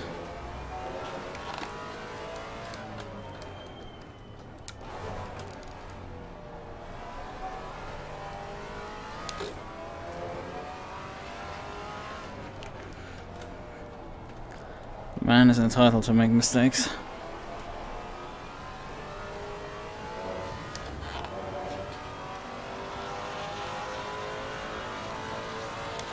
So I went about 3 tenths faster, but Krejci behind was another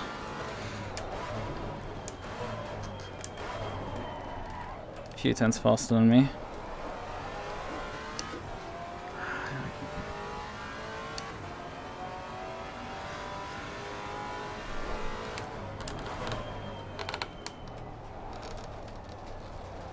I feel like my phone is throwing off notifications or some shit. It's a bit annoying.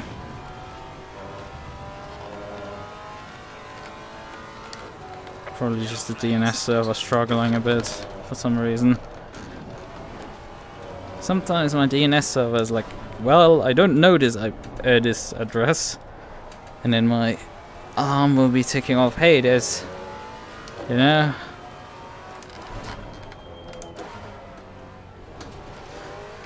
this thing is down. And I'm just like, well, the next update it's back, so it's like, fuck off. It'd be nice to like set up a grace period where it like just asks for the next update before it throws me a notification about like, hey, this is down. Yeah, he's picked up back the pace. I mean, I was slower this time around. Oh, fuck off. Massive lock up there.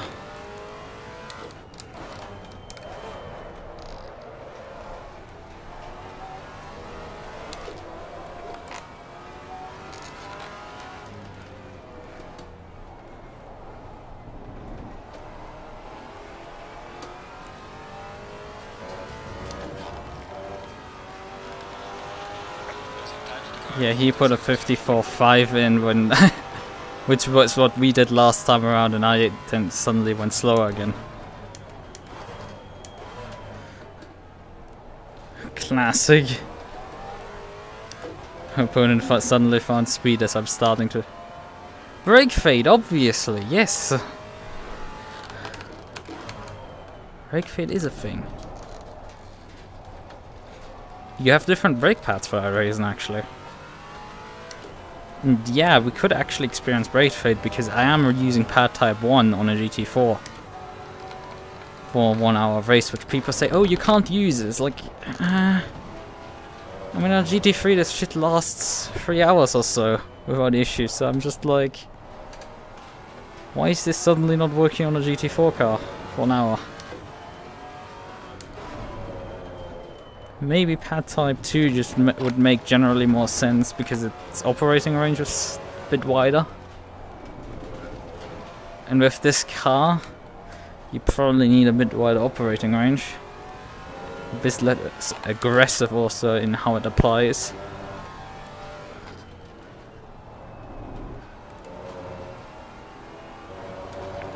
Because I mean, I'm in general struggling to just, you know, at times avoid the thing to lock up.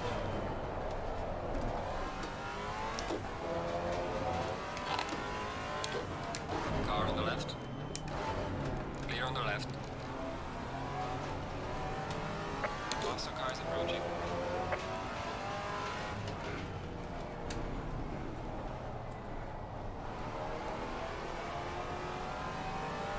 Car on the right.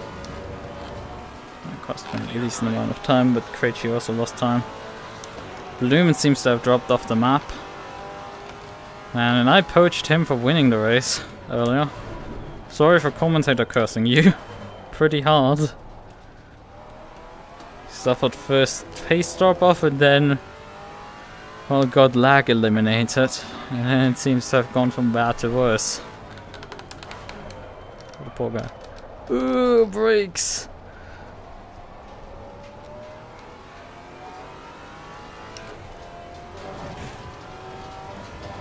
Ah, he's gonna pass me around the outside here.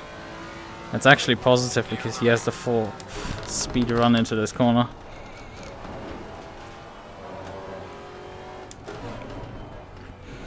Let's focus on my line, but Krejci has closed back in. And we have my good section now coming up. Oh, come on, brakes. Why are you so shit at times? Car on the left. Clear on the left.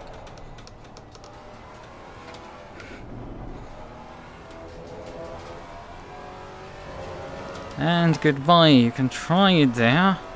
From me messing up a corner, but, well, this is my section, bitch. You're not gonna pass me in it.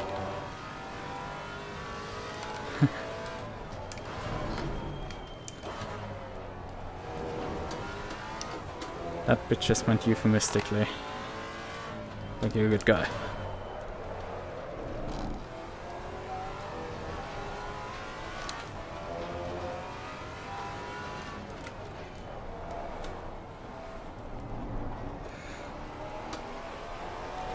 Yellow flag in sector 2.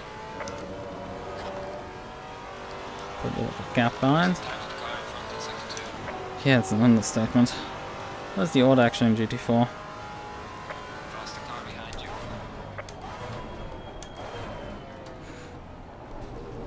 Well, it seems we have traded one good position, Maserati, for another one, because Mafa is back down to P8. That's a bit terrible news. Also, I really hate how my car's locking constantly.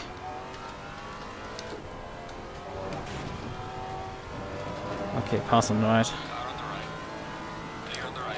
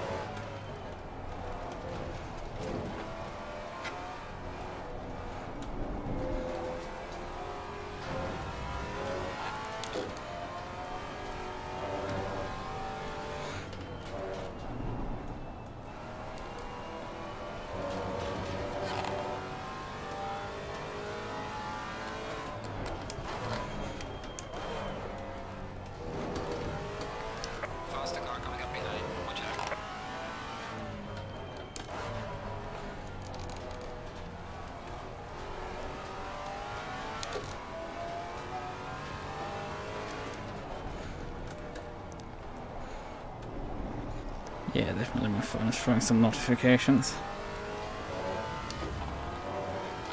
Come on. Clear on the right. West Sunton. Car on the right. Faster car coming up Porsche. behind you. Clear on the right.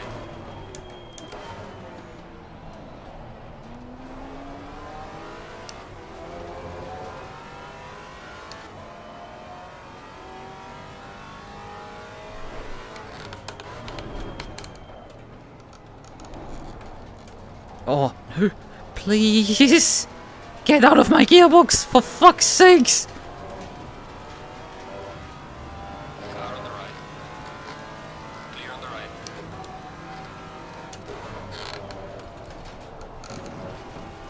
Objects in the mirror may appear closer than they further away than they actually are. Fuck me, that BMW just deciding to tailgate me till there's no tomorrow. I'm sorry, but no, just don't do that shit, please. It is really dangerous. Been murdered too many times by just GT3 drivers following too closely because they don't know how slow you're gonna go. It's so easy for things to happen.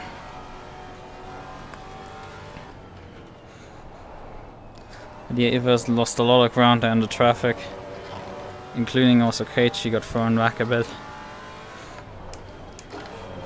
Our Porsche friend is also actually back up to P4.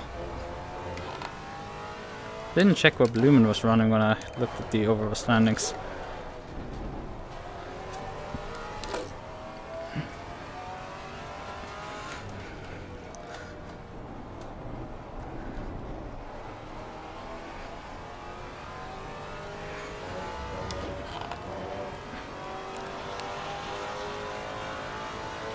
Faster cars approaching.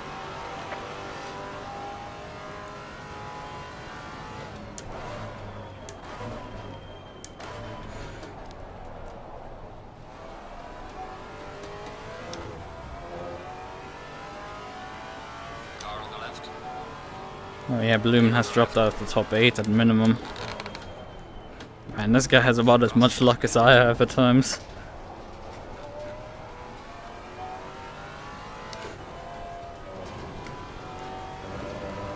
Ooh. Clear on the left.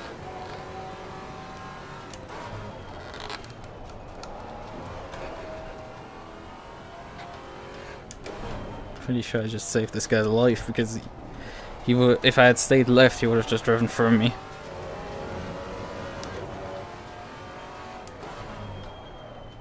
Because he approached with way too much speed there.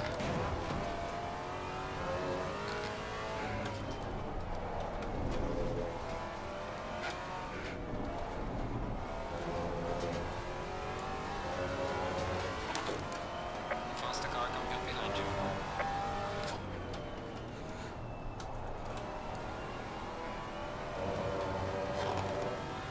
Okay, there's the Aston coming.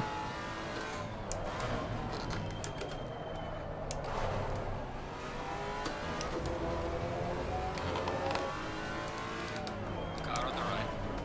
Clear on the right.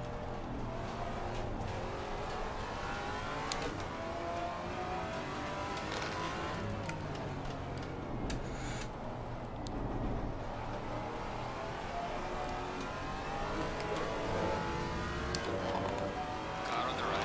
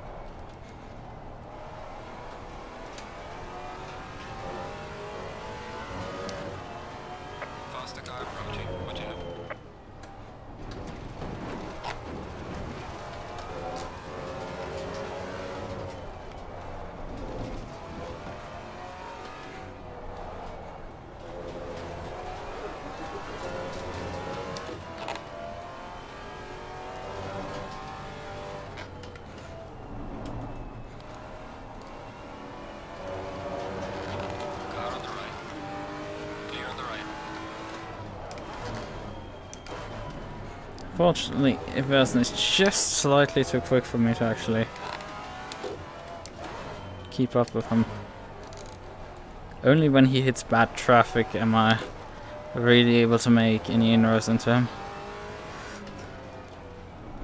He gets screwed over by traffic. That's the only time I have anything against him.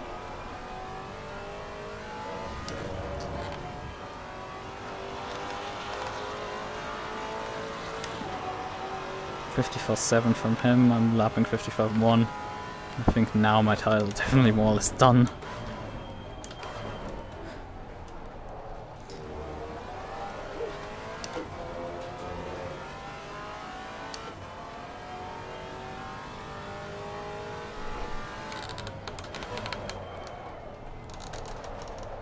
Well, Blumen is actually behind us, but he is a lap down, which indicates he's probably pitted for repairs. Yeah, he's not had a good day there. Oh, we have Tiger in front. Oh, this could... P2 in class. Sorry. I still need to make it that I actually display this stuff. P2 in class.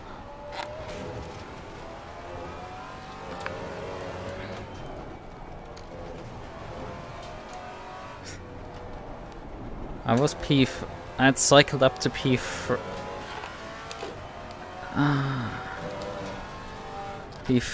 when the McLaren got lag spike murdered, and that led to me cycling up to P2.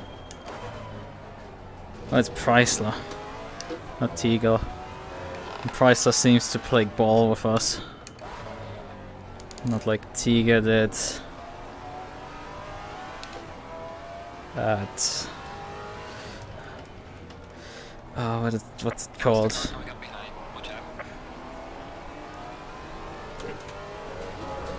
Watkins Glen. Sorry for my brain deciding to just fade out of existence for a second.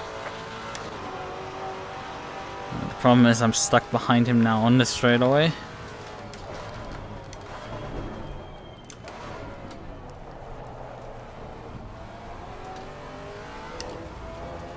Come on. Car on the right. Clear on the right.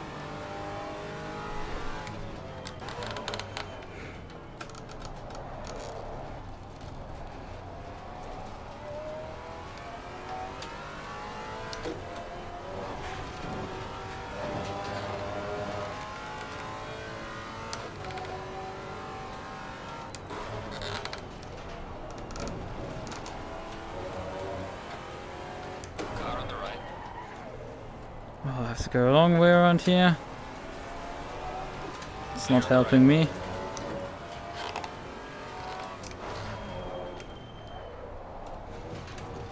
I would say he might not be making it completely easy. It might have been just that Iversen and me were relatively lucky with him, because Krejci seems to be now stuck behind him. He might not be defending actively, but he might not be very assistive either. This is positive for me because it keeps Krejci behind. I don't think I can get Iversen in front.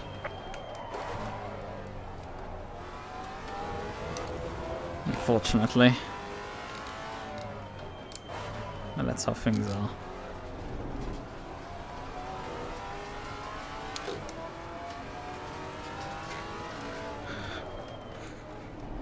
Car on the right.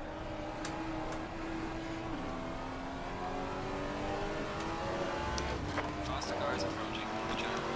Clear on the right. Lamau, I hope that the Audi gets past.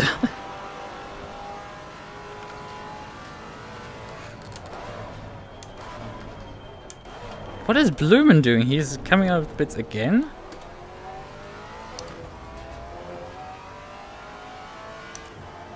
Well, it must have been Blumen, isn't it? I don't know. Maybe he had a eye for now as well. And was like, okay, fuck this shit, I'm out.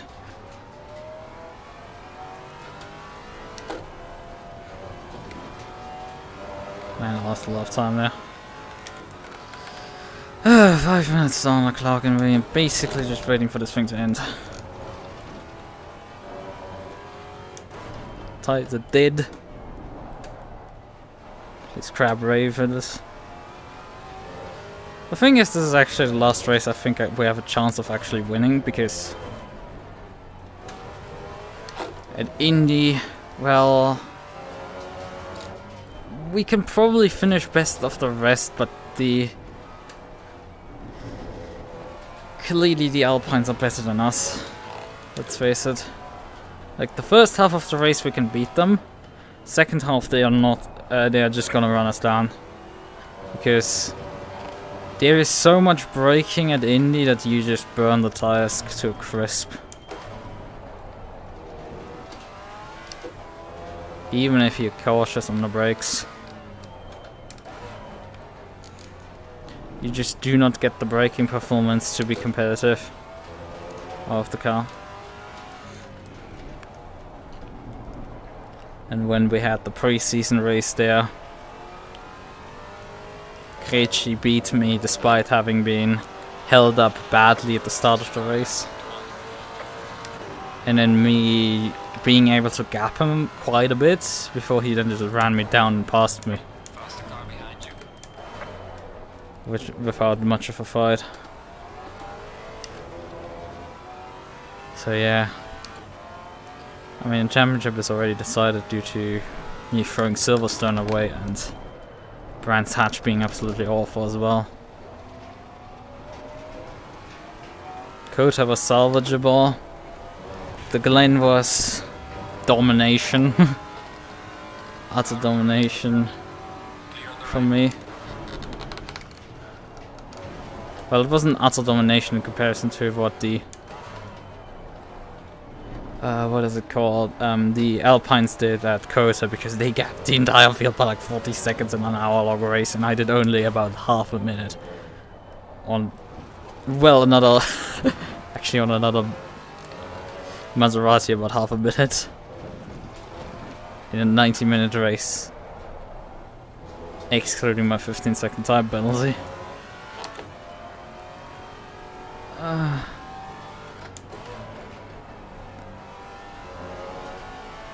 I don't know where the leader is, really.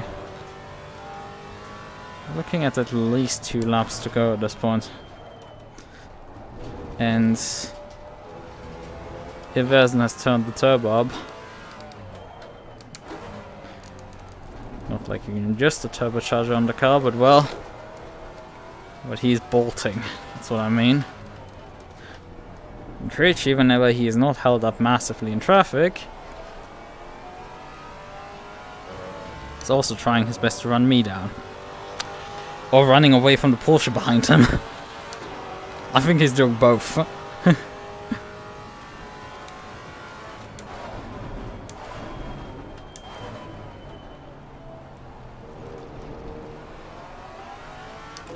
Would you like to pull over? I mean, you're... I don't know how many seconds per lap slower than everybody else around you. Well, that is very thankful. Getting out of the way of the entire battle that way. Because I think he let everybody by there despite me being not that close to him. So he's an MVP here.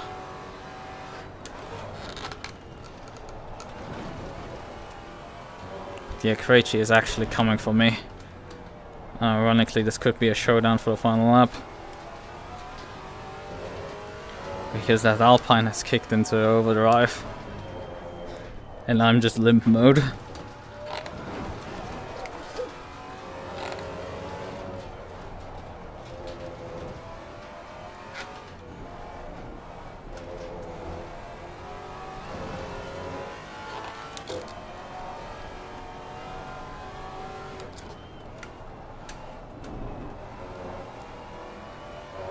He's actually closed in through the S section, which is really bad news.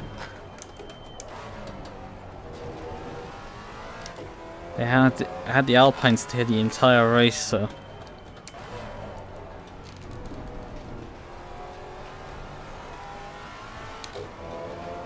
Only thing they don't have is acceleration. And well, straight line speed it seems. But brakes, well, that's the stuff I don't have. Well then. Oh, we actually probably have 2 laps at this point to go.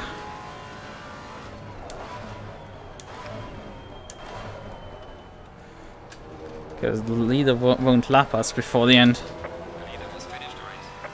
Actually, this is the final lap. I'm an idiot. The leader won't lap us because he doesn't even need to. Because he will just close the race out at us.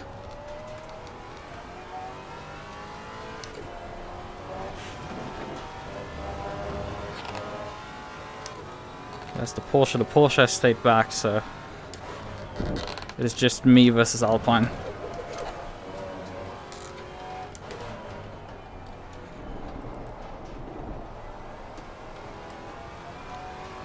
Me versus.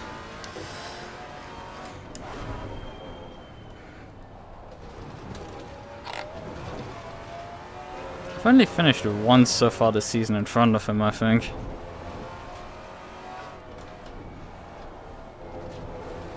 That was it, Glenn.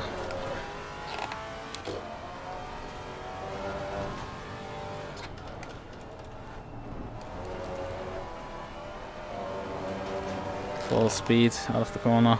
Yeah, we gapped him a bit.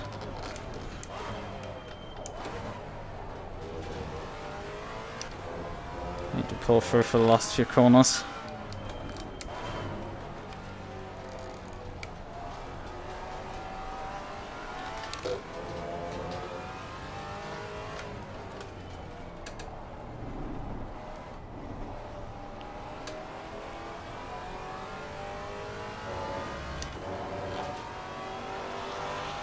Excellent job in P2. Bring it back to the pit safely. But this is actually, this feels like a win. I mean, it would have been nice to have the W. But look, P2 is kind of neat as well. After starting P10, that is pretty solid, I would say. Especially that one overtake I did where I just passed 3 guys in like 2 corners.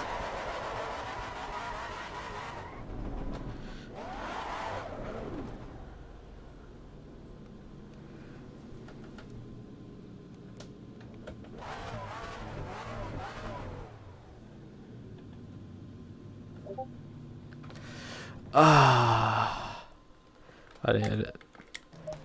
Absolute excellent drive from me.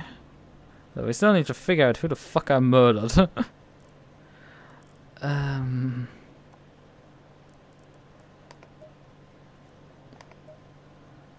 I need to save the setup as well, I would say.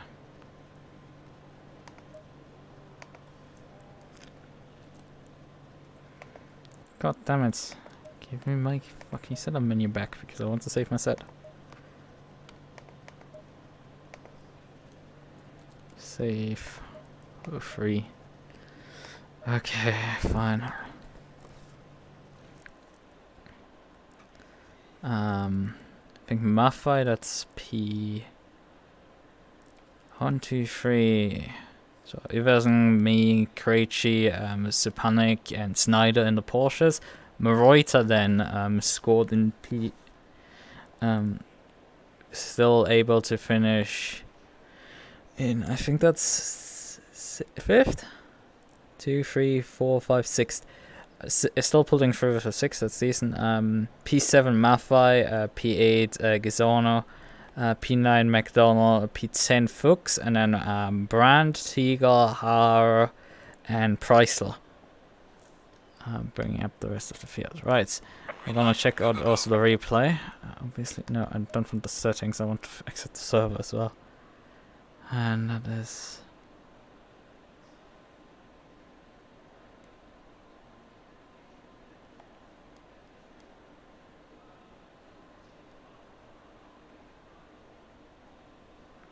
Yeah, Ligon's bottled his race completely. He had gotten pole and just absolutely did not have a good race. That was already ruined before he even got to the GT4 field, I would say. Alright then, Maserati Hungaroring race. There's the save button actually, next to the replay. Right then.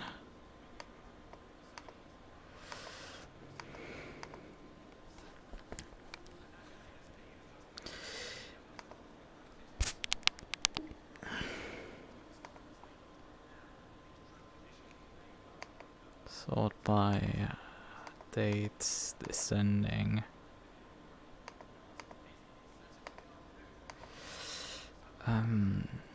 Exports. That's not.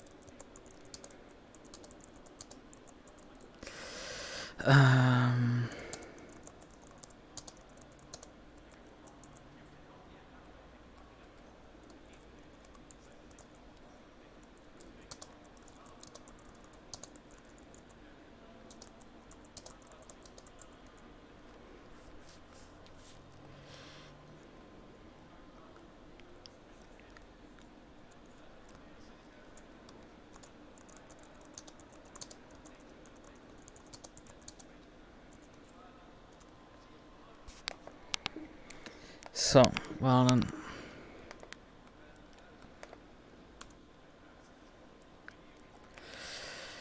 So, we wanted to, obviously, I think, watch the start again.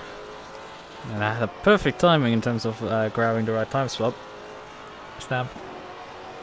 Well then, let's head into turn 1 here.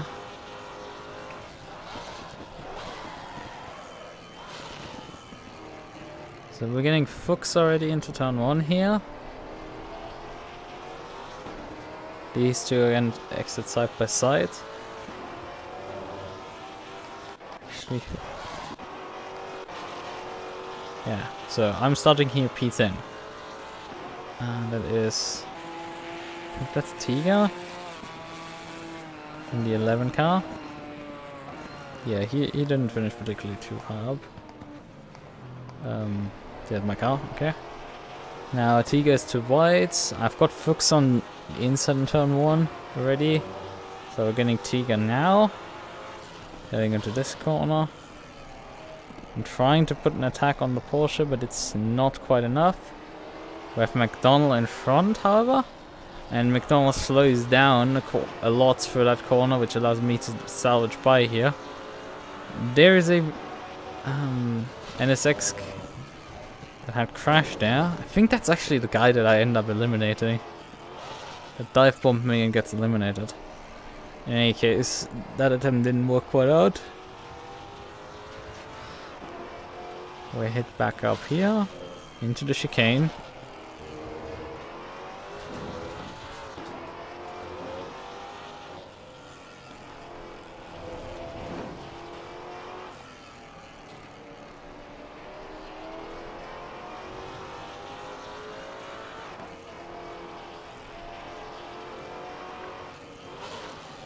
Yeah, put block on the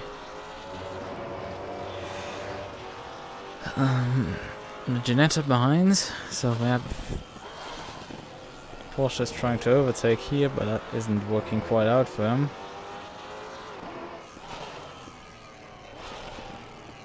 Ooh, how close that is.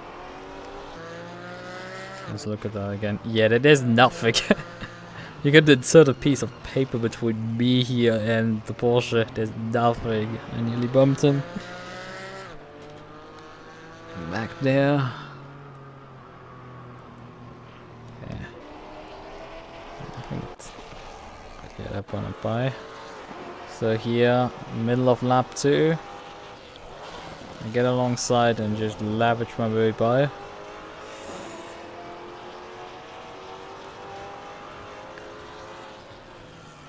He tries to come back on the brakes. Unfortunately for him, I'm just just about good enough.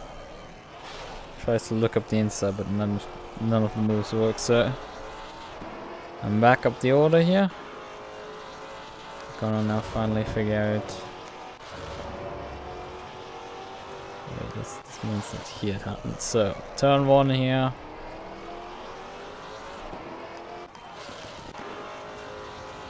So here, Keiichi just goes for the dive. I'm locked up. Keiichi body checks Saphire. I'm cycling by now. I'm alongside.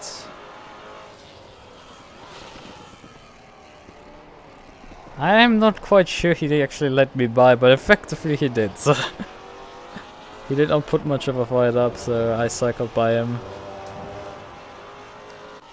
How the intentions matter. In any case, we have to now figure out where the battle starts. And obviously these guys like this battle here with Maserati. Let's just rewatch this, honestly. Because these guys like delivered a hard fight with each other, so if there's an up the inside here, gets the power down early, has the exit speed. But now, oh, they bumped here as well.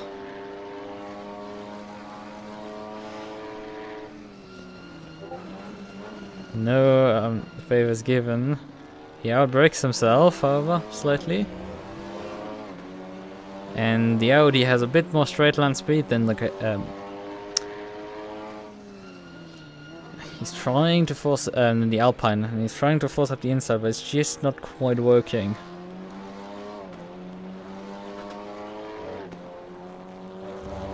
So then, and there I am behind. I don't think it will happen on this lap. Or maybe it starts kicking off this lap with the overtakes.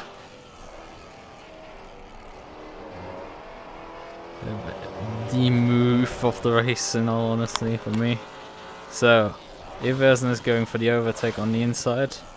Maserati gets alongside. And also closes the door off here, so we have now... But he's overshot the corner, so Maserati goes back alongside, but he's now on the outside for the next corner. Confusion happens. Keiichi is wide, so I come alongside and immediately get by Keiichi, and now get the double slipstream from the cars in front.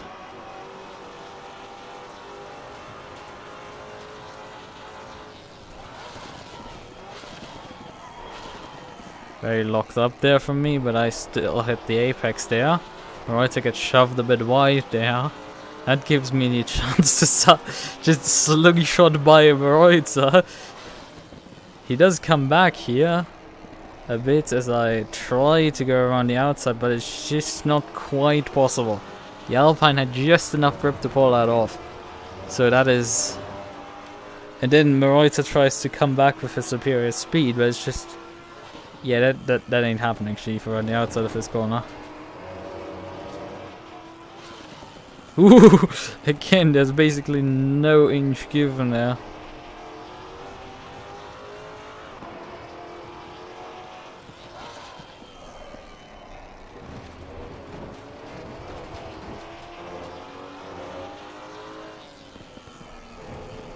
It's also interesting what I just noticed, like there's so many GT3s that use effectively like light blown diffusers.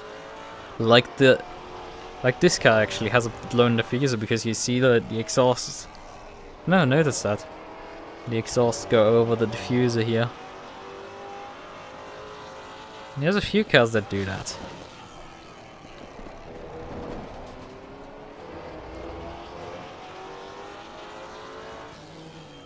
And here comes the dive bomb.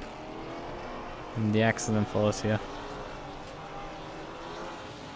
Yeah, that is so unfortunate.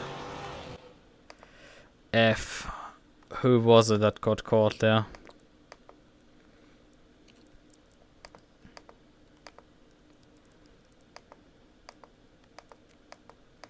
Wait a second. That guy is on the same lap as us, actually.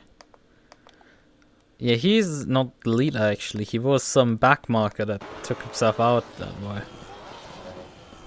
He was the guy who was dead, I think, on turn 1 then. And then decided to retire, which is why he's not listed, obviously, in the results then, the 28.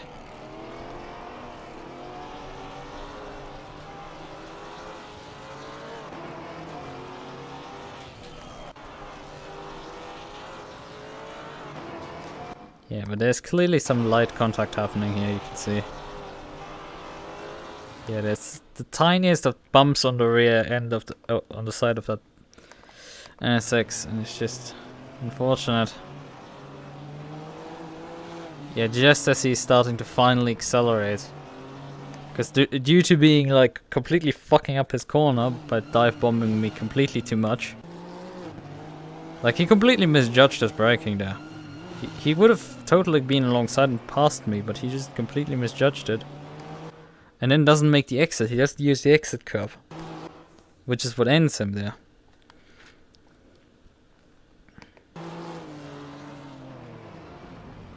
Oh, and that is what happened to Maserati. So I'm pretty sure Maserati's gonna report that against me. Because, well... he got an NSX thrown in his face. So Maserati dropped out of the battle with Krejci behind because he got NSX'd. Yeah, that was just... in the absolute carnage that was happening there. Yeah, that was just absolutely no chance. Save that.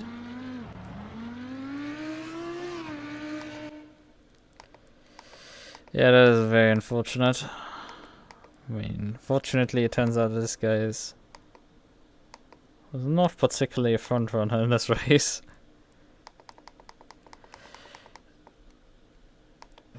At no point actually. I mean, look at, he is relatively down the order here.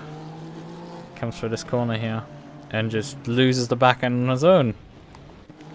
In this case he lifted off and broke because the cars in front were slow and spun. But if he had slowed down a bit more, he would have been hit by the Aston as well. Hits the barrier and then gets passed by the GT4s coming by. Here comes the Maserati flying by.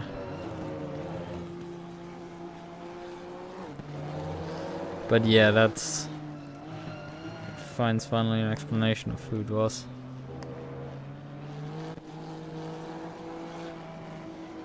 Oh, and he was already like waiting his turn. I never noticed that he was following us basically for the entire lap at that point. At that point what he did was really stupid because he's a lap down already due to an accident, right? The leaders are coming up actually to lap him. He's nearly a lap down, and he's just like, yeah, I'm gonna now start passing this GT4 battle here that I've been like watching for an entire lap at that point. I mean, he passed here, these guys. Slow, methodically. One after the other. Yeah, he's basically behind us for the entire battle here. So interesting, let's just watch it 2x speed briefly. Yeah, he blocks Krejci here out of the battle because he passes him.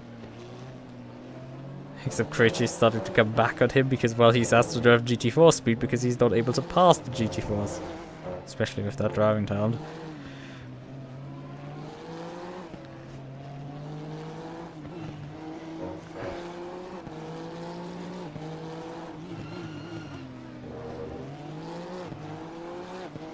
Okay, and he completely misjudged the braking here. Gets hit here. Collected by him, and then just facing the wrong way. Pulls over and I think retires. Yep. Yeah, he called it relatively quickly then. So, we do have, I think, a bit more with the lag spike, I think, still to look at, because that's hilarious.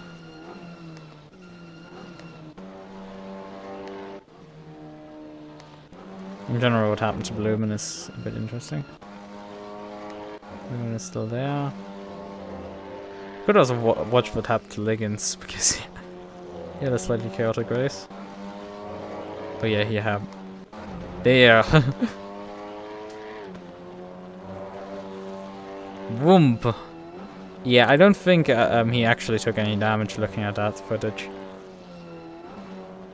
Yeah, I don't think his client probably registered any impact, but for sure for our friend here, that there was some impact felt. That. Oh, he's lagging already before the corner. It looks so deceptive because you think, but he started lagging already before, at about the apex of this corner. Here he's already lagging.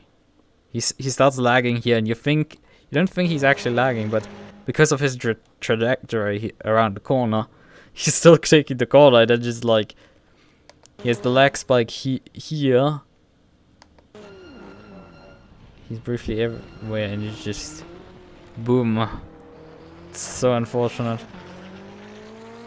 I mean, he was everywhere for us, but probably for himself.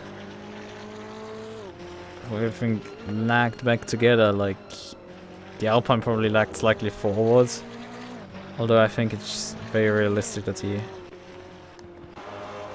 Oh wait, he suffered then a full disconnect as well. Because I just warped slightly forward and then he suddenly disappears from the replay.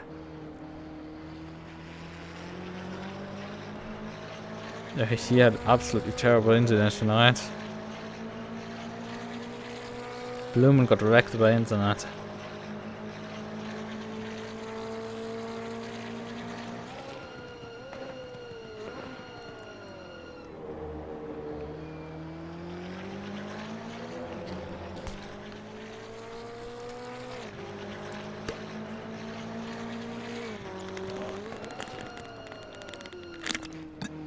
Let's watch him fade out of existence again.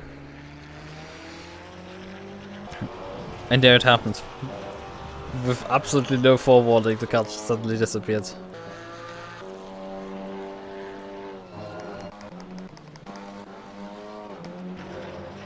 let's warp to... So, I mean, he does his outlap, does a few laps. I guess gets disconnected again. He's following us again here. Don't tell me he gets disconnected at the same fucking corner, because that would be hilarious.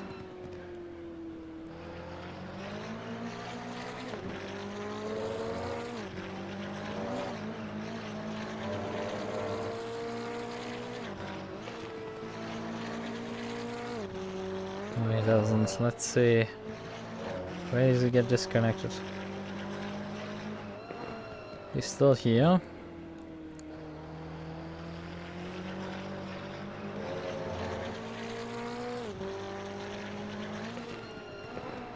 One of the interesting things with the McLaren is the cockpit of like, why the fuck do we have this display here in the middle? It's not like we have the gears showed on the screen here and RPMs and everything. It's like all of these things are shown on the screen and you don't need to technically show them in the middle as well. I mean, deltas and all are fine, but like, why do we have two screens? Well, it seems he's actually gonna complete the lap near the how he gets disconnected.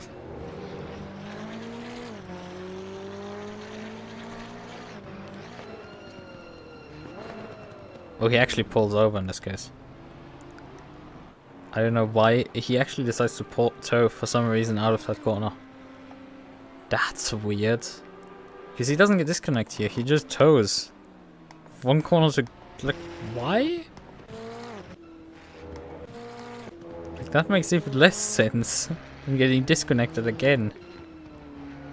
Okay, he's waiting some...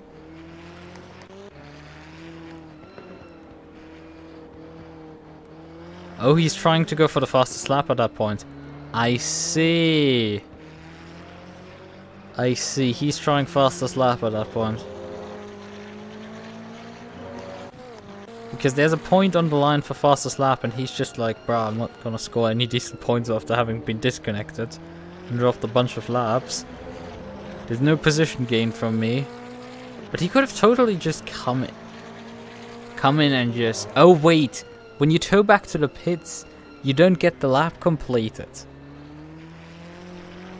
Or is it that case? You should actually get the lap completed that way. Oh, I'm an idiot. That's the wrong lap.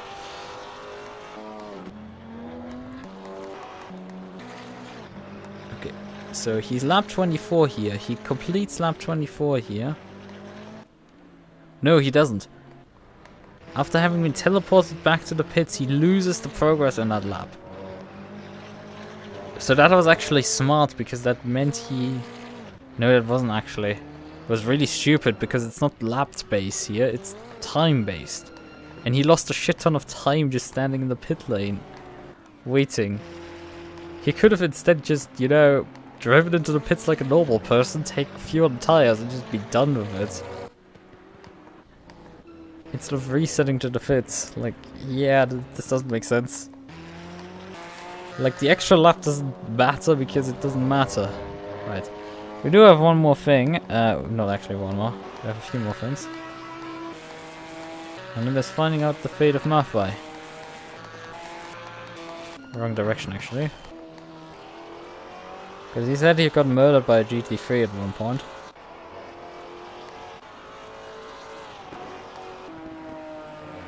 There's a Janetta in front of him.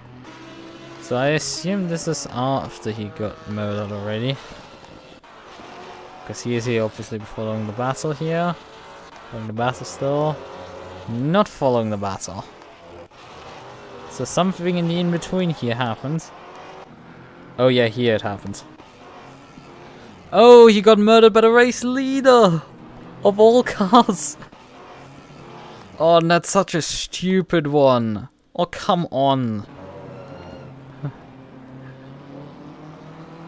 This... Just send the GT3 driver to the Shadow Realm. There's no mercy for this. It's like, no. Just no.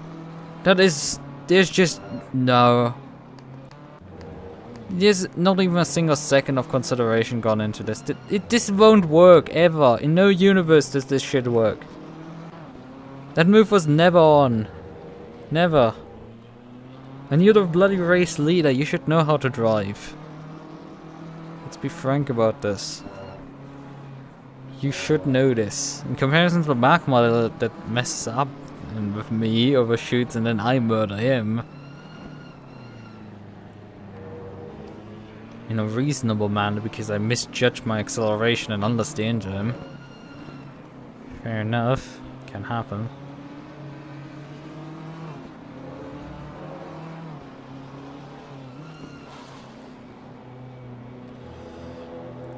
Yeah, right, this explains what Yeah, average M4 Lebau.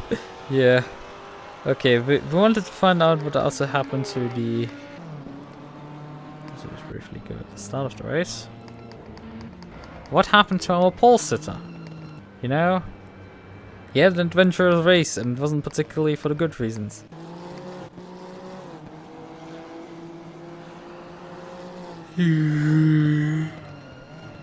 Well, that guy's lagging a bit. All my NSX here we're riding on is lagging. Let's watch from this guy. Just choose lagging. Who isn't?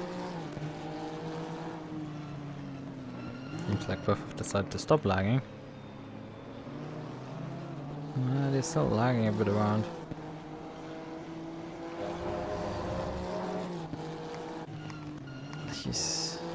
Well, he led up until this corner, overshot slightly and gets immediately passed by the Beamer.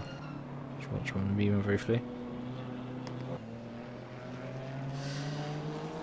The BMW closes it off. Oh, come on. This is the second contact I've seen from the same guy and he just crowds the fucking BMW here off the road. Like, come on. That's a bit silly. Like that driving behavior really isn't like good. Throws him off the road here and well, he keeps the position. For now at least. Well, he gets bullied again. And Bullwinkle's just like lol by. I was happy with my pass with like 2 corners, 2 cars, and nearly a third one, but like, Bullwinkle be like, well, if you two decide to fight each other by literally bumping each other out of the way, I'm just like, lol, bye. Have a nice day.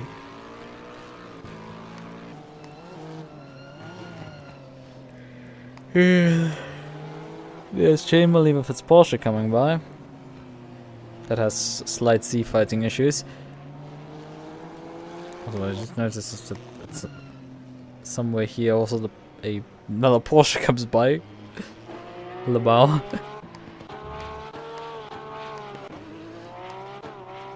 So the NSX is still delivering a fight a bit to Bullwinkle. So Lichten isn't quite letting this one slip down.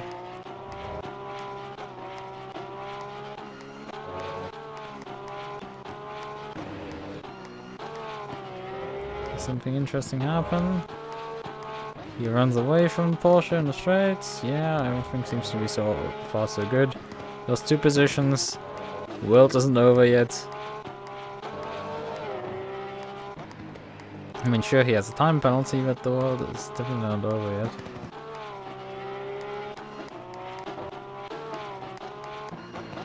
There's something that happened here. Oh, good that I started. Okay. Okay, now something has happened.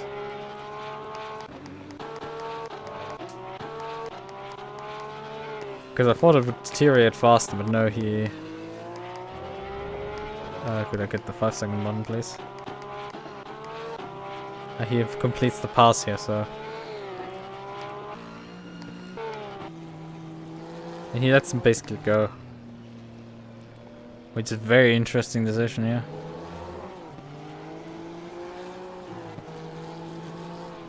Yeah, he's just for some reason lifts off. I have no clue why. It's not like he inconvenienced the Porsche driver at all at any point.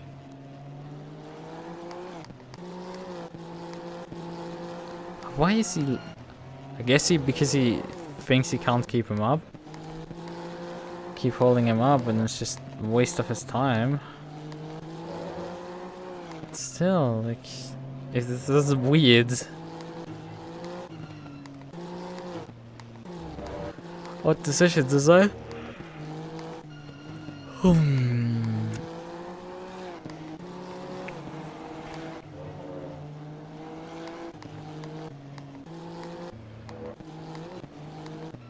Also catches the Ginettas.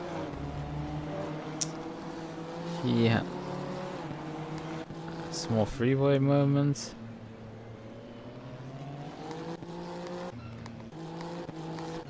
Pass the name 4, past Porsche.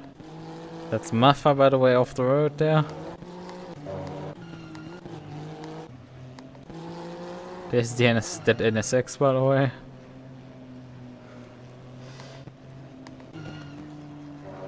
Okay. He's dropping further back from pack, but he is right now just shuffling through. He had dropped a few positions, but everything was still...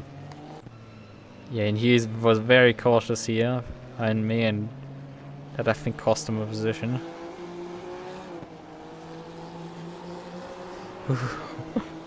Yeah, I think that move forced the other NSX to go.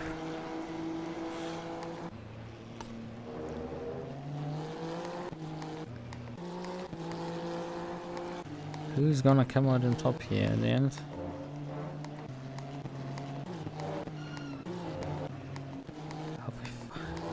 How long?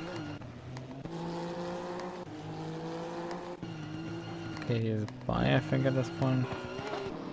We have a missing NSX here. Gee, something happens. Yeah, it doesn't sound positive.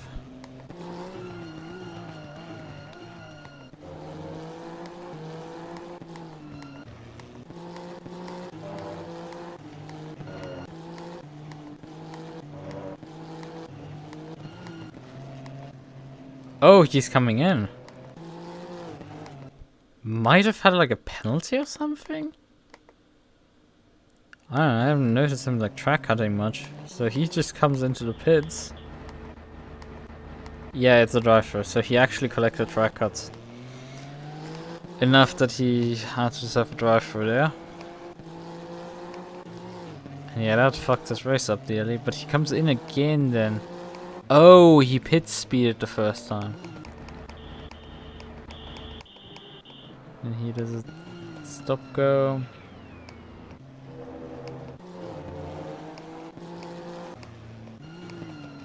Yeah, I mean, we can check his first drive through, I guess. How fast he entered the pit lane with. Hey, let me skip backwards. Oh, yeah. He disengaged the pit limiter again. Sped up. Ah, he messed up with his pit limiter, so... He engages early here. Realizes it's way too early. It disengages. Accelerates again. Let's just briefly go into slow motion so we actually don't miss it completely. So, he goes up to speed. He engages the pit limiter again. 80k, 70k, 60k. Disengages it. At 60k he disengages it. And he's already past the sign with like about 60k. So accelerates back up again, engages the pit limits. He doesn't really accelerate much, but he didn't decelerate in that phase. So that's the problem.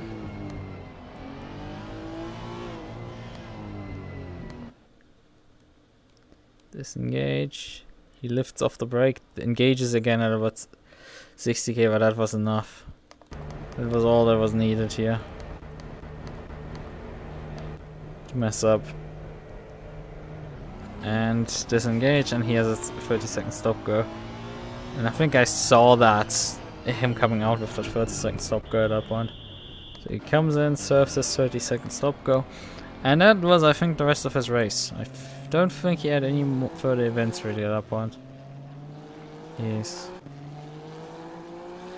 up there as Bullwinkle Staller. He's driving away, but like normal things.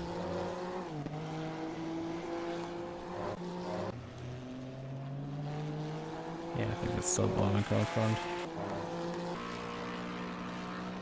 Yeah.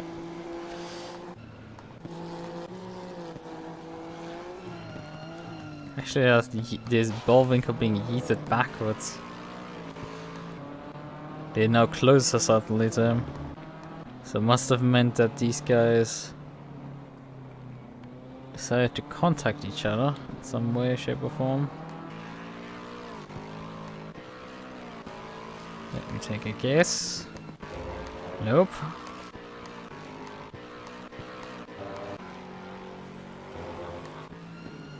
Ah, there.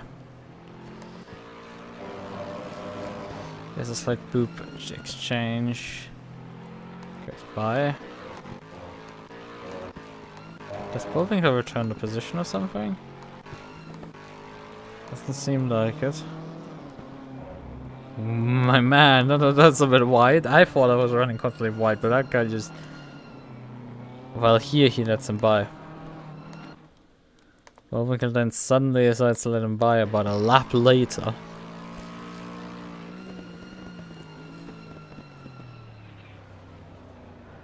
So the other guy nearly runs in the back of him. So that's the time cost that they suddenly ended up.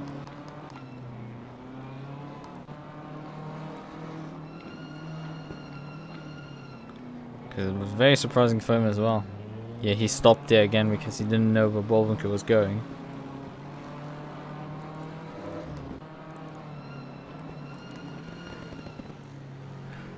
And there's a bit of a battle between these two.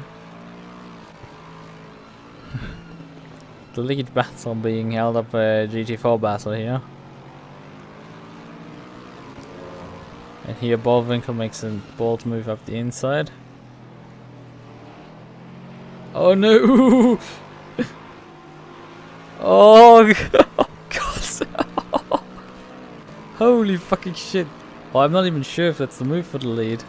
Yeah, that was actually the move for the lead. That was the lead battle, as I'm correct.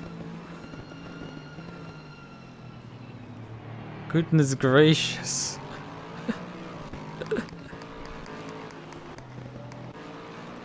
He made a wise decision just using the pit entry to get around. Slots in front of Mathai, but trying to get the late apex, Mathai bumps him, and then I think McDonald decides to die. And suddenly he's also back here. Well, he decides to cut underneath the.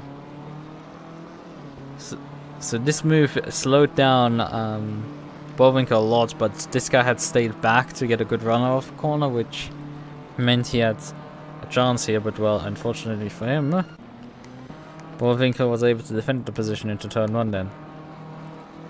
Oh yeah, that was a fair battle, I could say. And there the MUQU is waiting for the race to finish.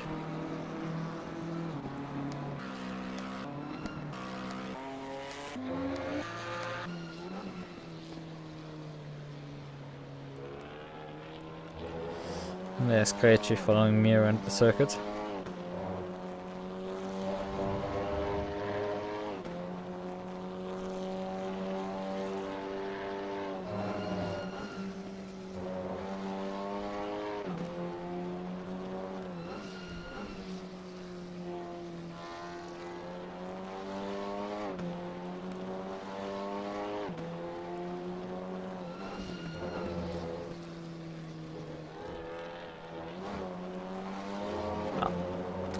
I think we've looked at everything in this replay. There was a lot to look at.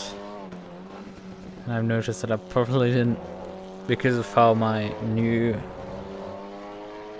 timestamp generator probably didn't produce one for, well, starting this section here, so I guess I have to manually timestamp that. But having some timestamps at least helps a bit. Oh yeah, my timestamps are all messed up because I had to stop the stream and restart it, and I don't have an in-stream timestamp either. Yeah, I have to do them manually anyway. Because of the restart, right. But I mean, at the end of the race I was already being completely in the hang of my force feedback again. It was completely normal for me. Second nature. Despite that it felt definitely different, but I guess it just could also be the curbs being different, you know?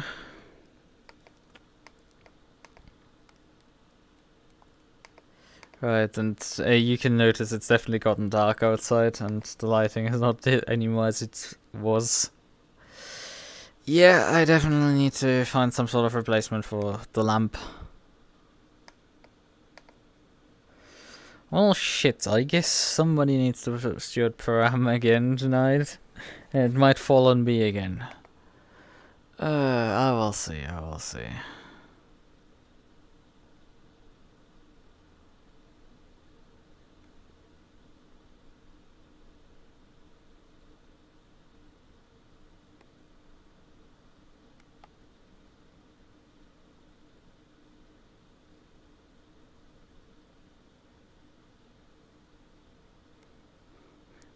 fuck is this GIF?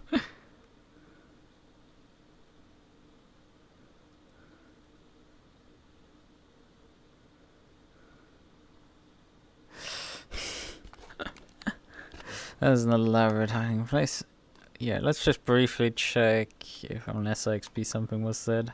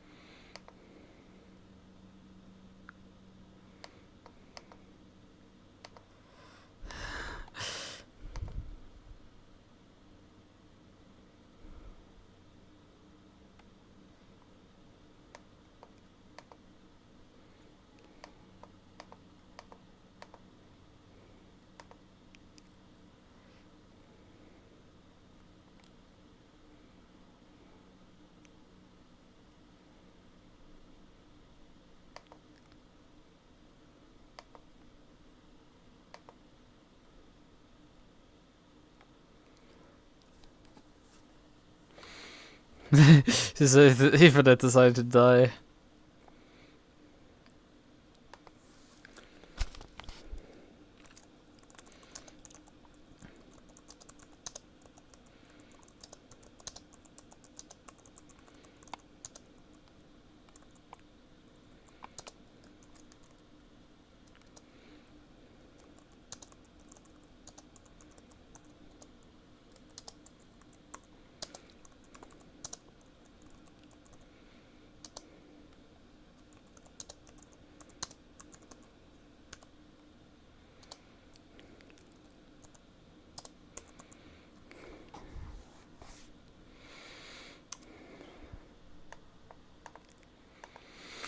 Right. Okay then. Actually, we could check if the guy has already filed a report, but I think we'll just leave that. I'll leave that for the stewards to decide. Also, I think the fastest lap didn't actually... I was close to actually getting the fastest lap maybe this race. There is some people who actually put in a... But somebody has put in a slightly faster, I think, in GT4. Slightly, not by much, but enough, I would say. GT4s? Yeah, fastest lap 33.17, and then 54.317 is my time. Then it's Lukas with a 54.267, and then Fabian Snyder with a 55.24. Oops. He's with a 55. Well, but 54.267 is the fastest time by Lukas, I think. Although maybe oh yeah, Jan Blumen went with a 53.1. Yeah, he put a hot lap in the end in to get the fastest lap. Yeah, he definitely got that one. Wait, that there's no fighting that. How do the standings actually look for this championship?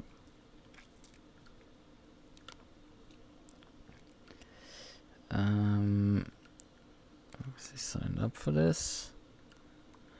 And the correct car number already. Let's just briefly sprint league.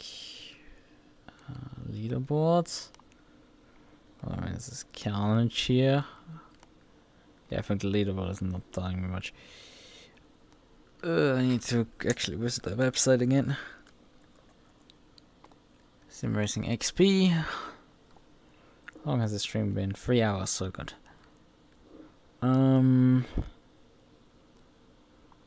Yeah, let's just championships. A few standings. GT4. Well, I'm up to P2 actually in the standings now, but I mean, a certain driver leading by a certain amount of points, and that is Krejci, who's just he got 4 points for pole position. He got 4 points for pole position, so I'm a bit angry that I didn't get the pole position at Glen. Not particularly great for me. The missed pole at Glen. But he's P1, P1, P2, P13, and then P3.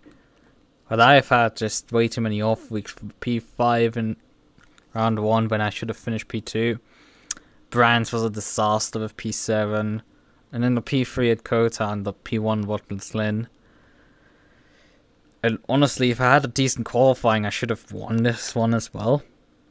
Because I'm pretty sure I would have been able to keep Iversen behind. But because I had a shit qualifying meant that I had to fight my way back up the order and wasn't able to challenge for the win in the end. Blumen, man, he's had a similar season to me. He won at Brands, but he had P9 in race 1, P5 in Kota after the penalty because somebody did something. And then P15 now at Hungaroring, which is just, yeah. I mean, he's a full race win in terms... No. Race win at 60 points. So there's still some sway here. But I am 22 points behind... 22 points behind Krejci, which means... I would have to win the final round, assuming no pole position, no fastest lap points. And he has to finish P4, I think. P4, how many points does P4 score? Nobody has here at the front finished ever P4. Oh yeah, here, Maffei. P4 for 38 points. Yeah, that would be enough for me to tie him. I would have to win and he has to finish minimum P4.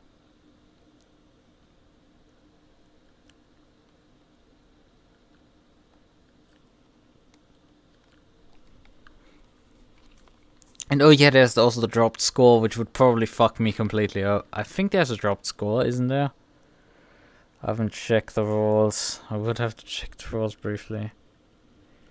Forward, code of conduct, regulation, definition of qualifying, definitions, general racing rules, thank you, straights, brakes, overlapping, stewarding, thank you very much, race direction, best practices, friendly, entry requirements, splits, teams, track calendar, race conditions, point system.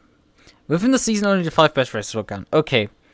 And that will fuck me completely over because he will immediately drop Watkins Glen. Because him dropping Watkins Glen, I would drop Brands.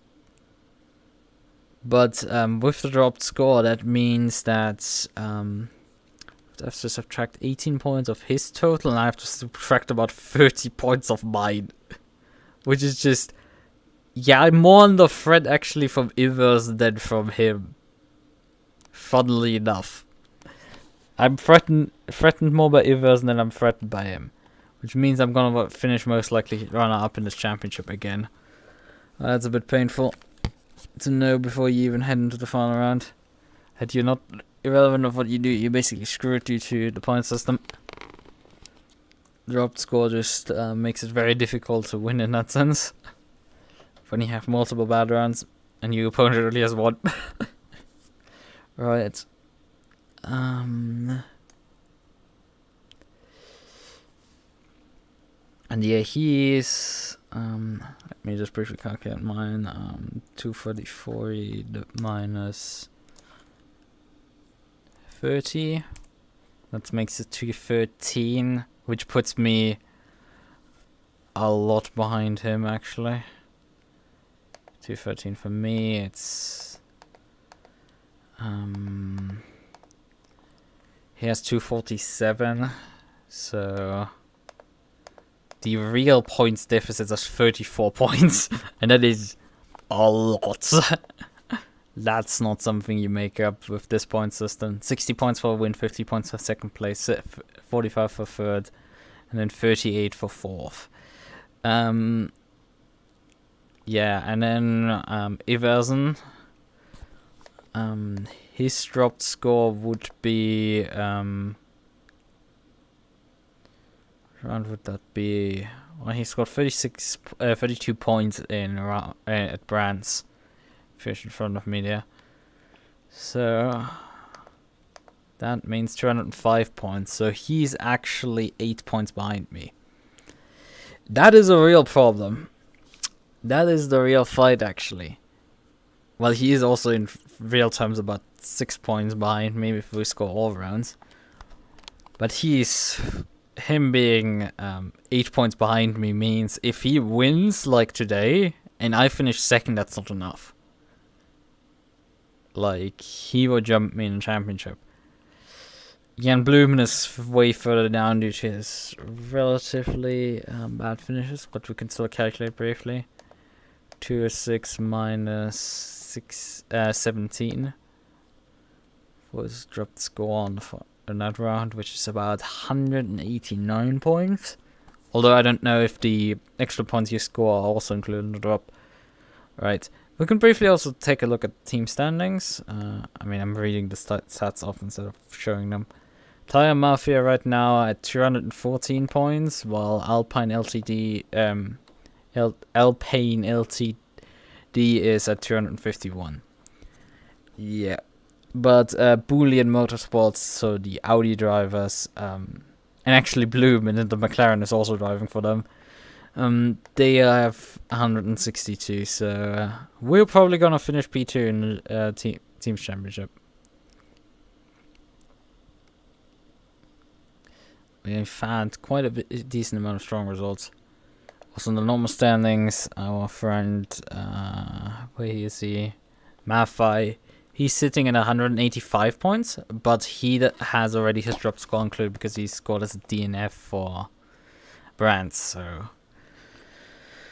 he's effectively good to go for the final round without points reductions, but it's still a large gap to Jan Blumen in front, so he's most likely gonna finish P5, but it's a bit of a dash for me and Iversen and Blumen. Although actually, yeah, Blumen has 16 points reducted, so he's close to Maffa. Maffa can get him if you finish in front of him next round. Right, well done. We've looked at the numbers. Also, I've looked very stupid with my controllers over there. We've looked at our numbers. They seem to be not too terrible. Oh well. I think we've had enough for tonight. Also, my neck is a bit broken. Now it's fine. Well then, I would say I think I might make this a bit of permanent fixture. Because I've just taped it onto there. Although I can just, I think, leave it for now. Taped on. I would say bye bye.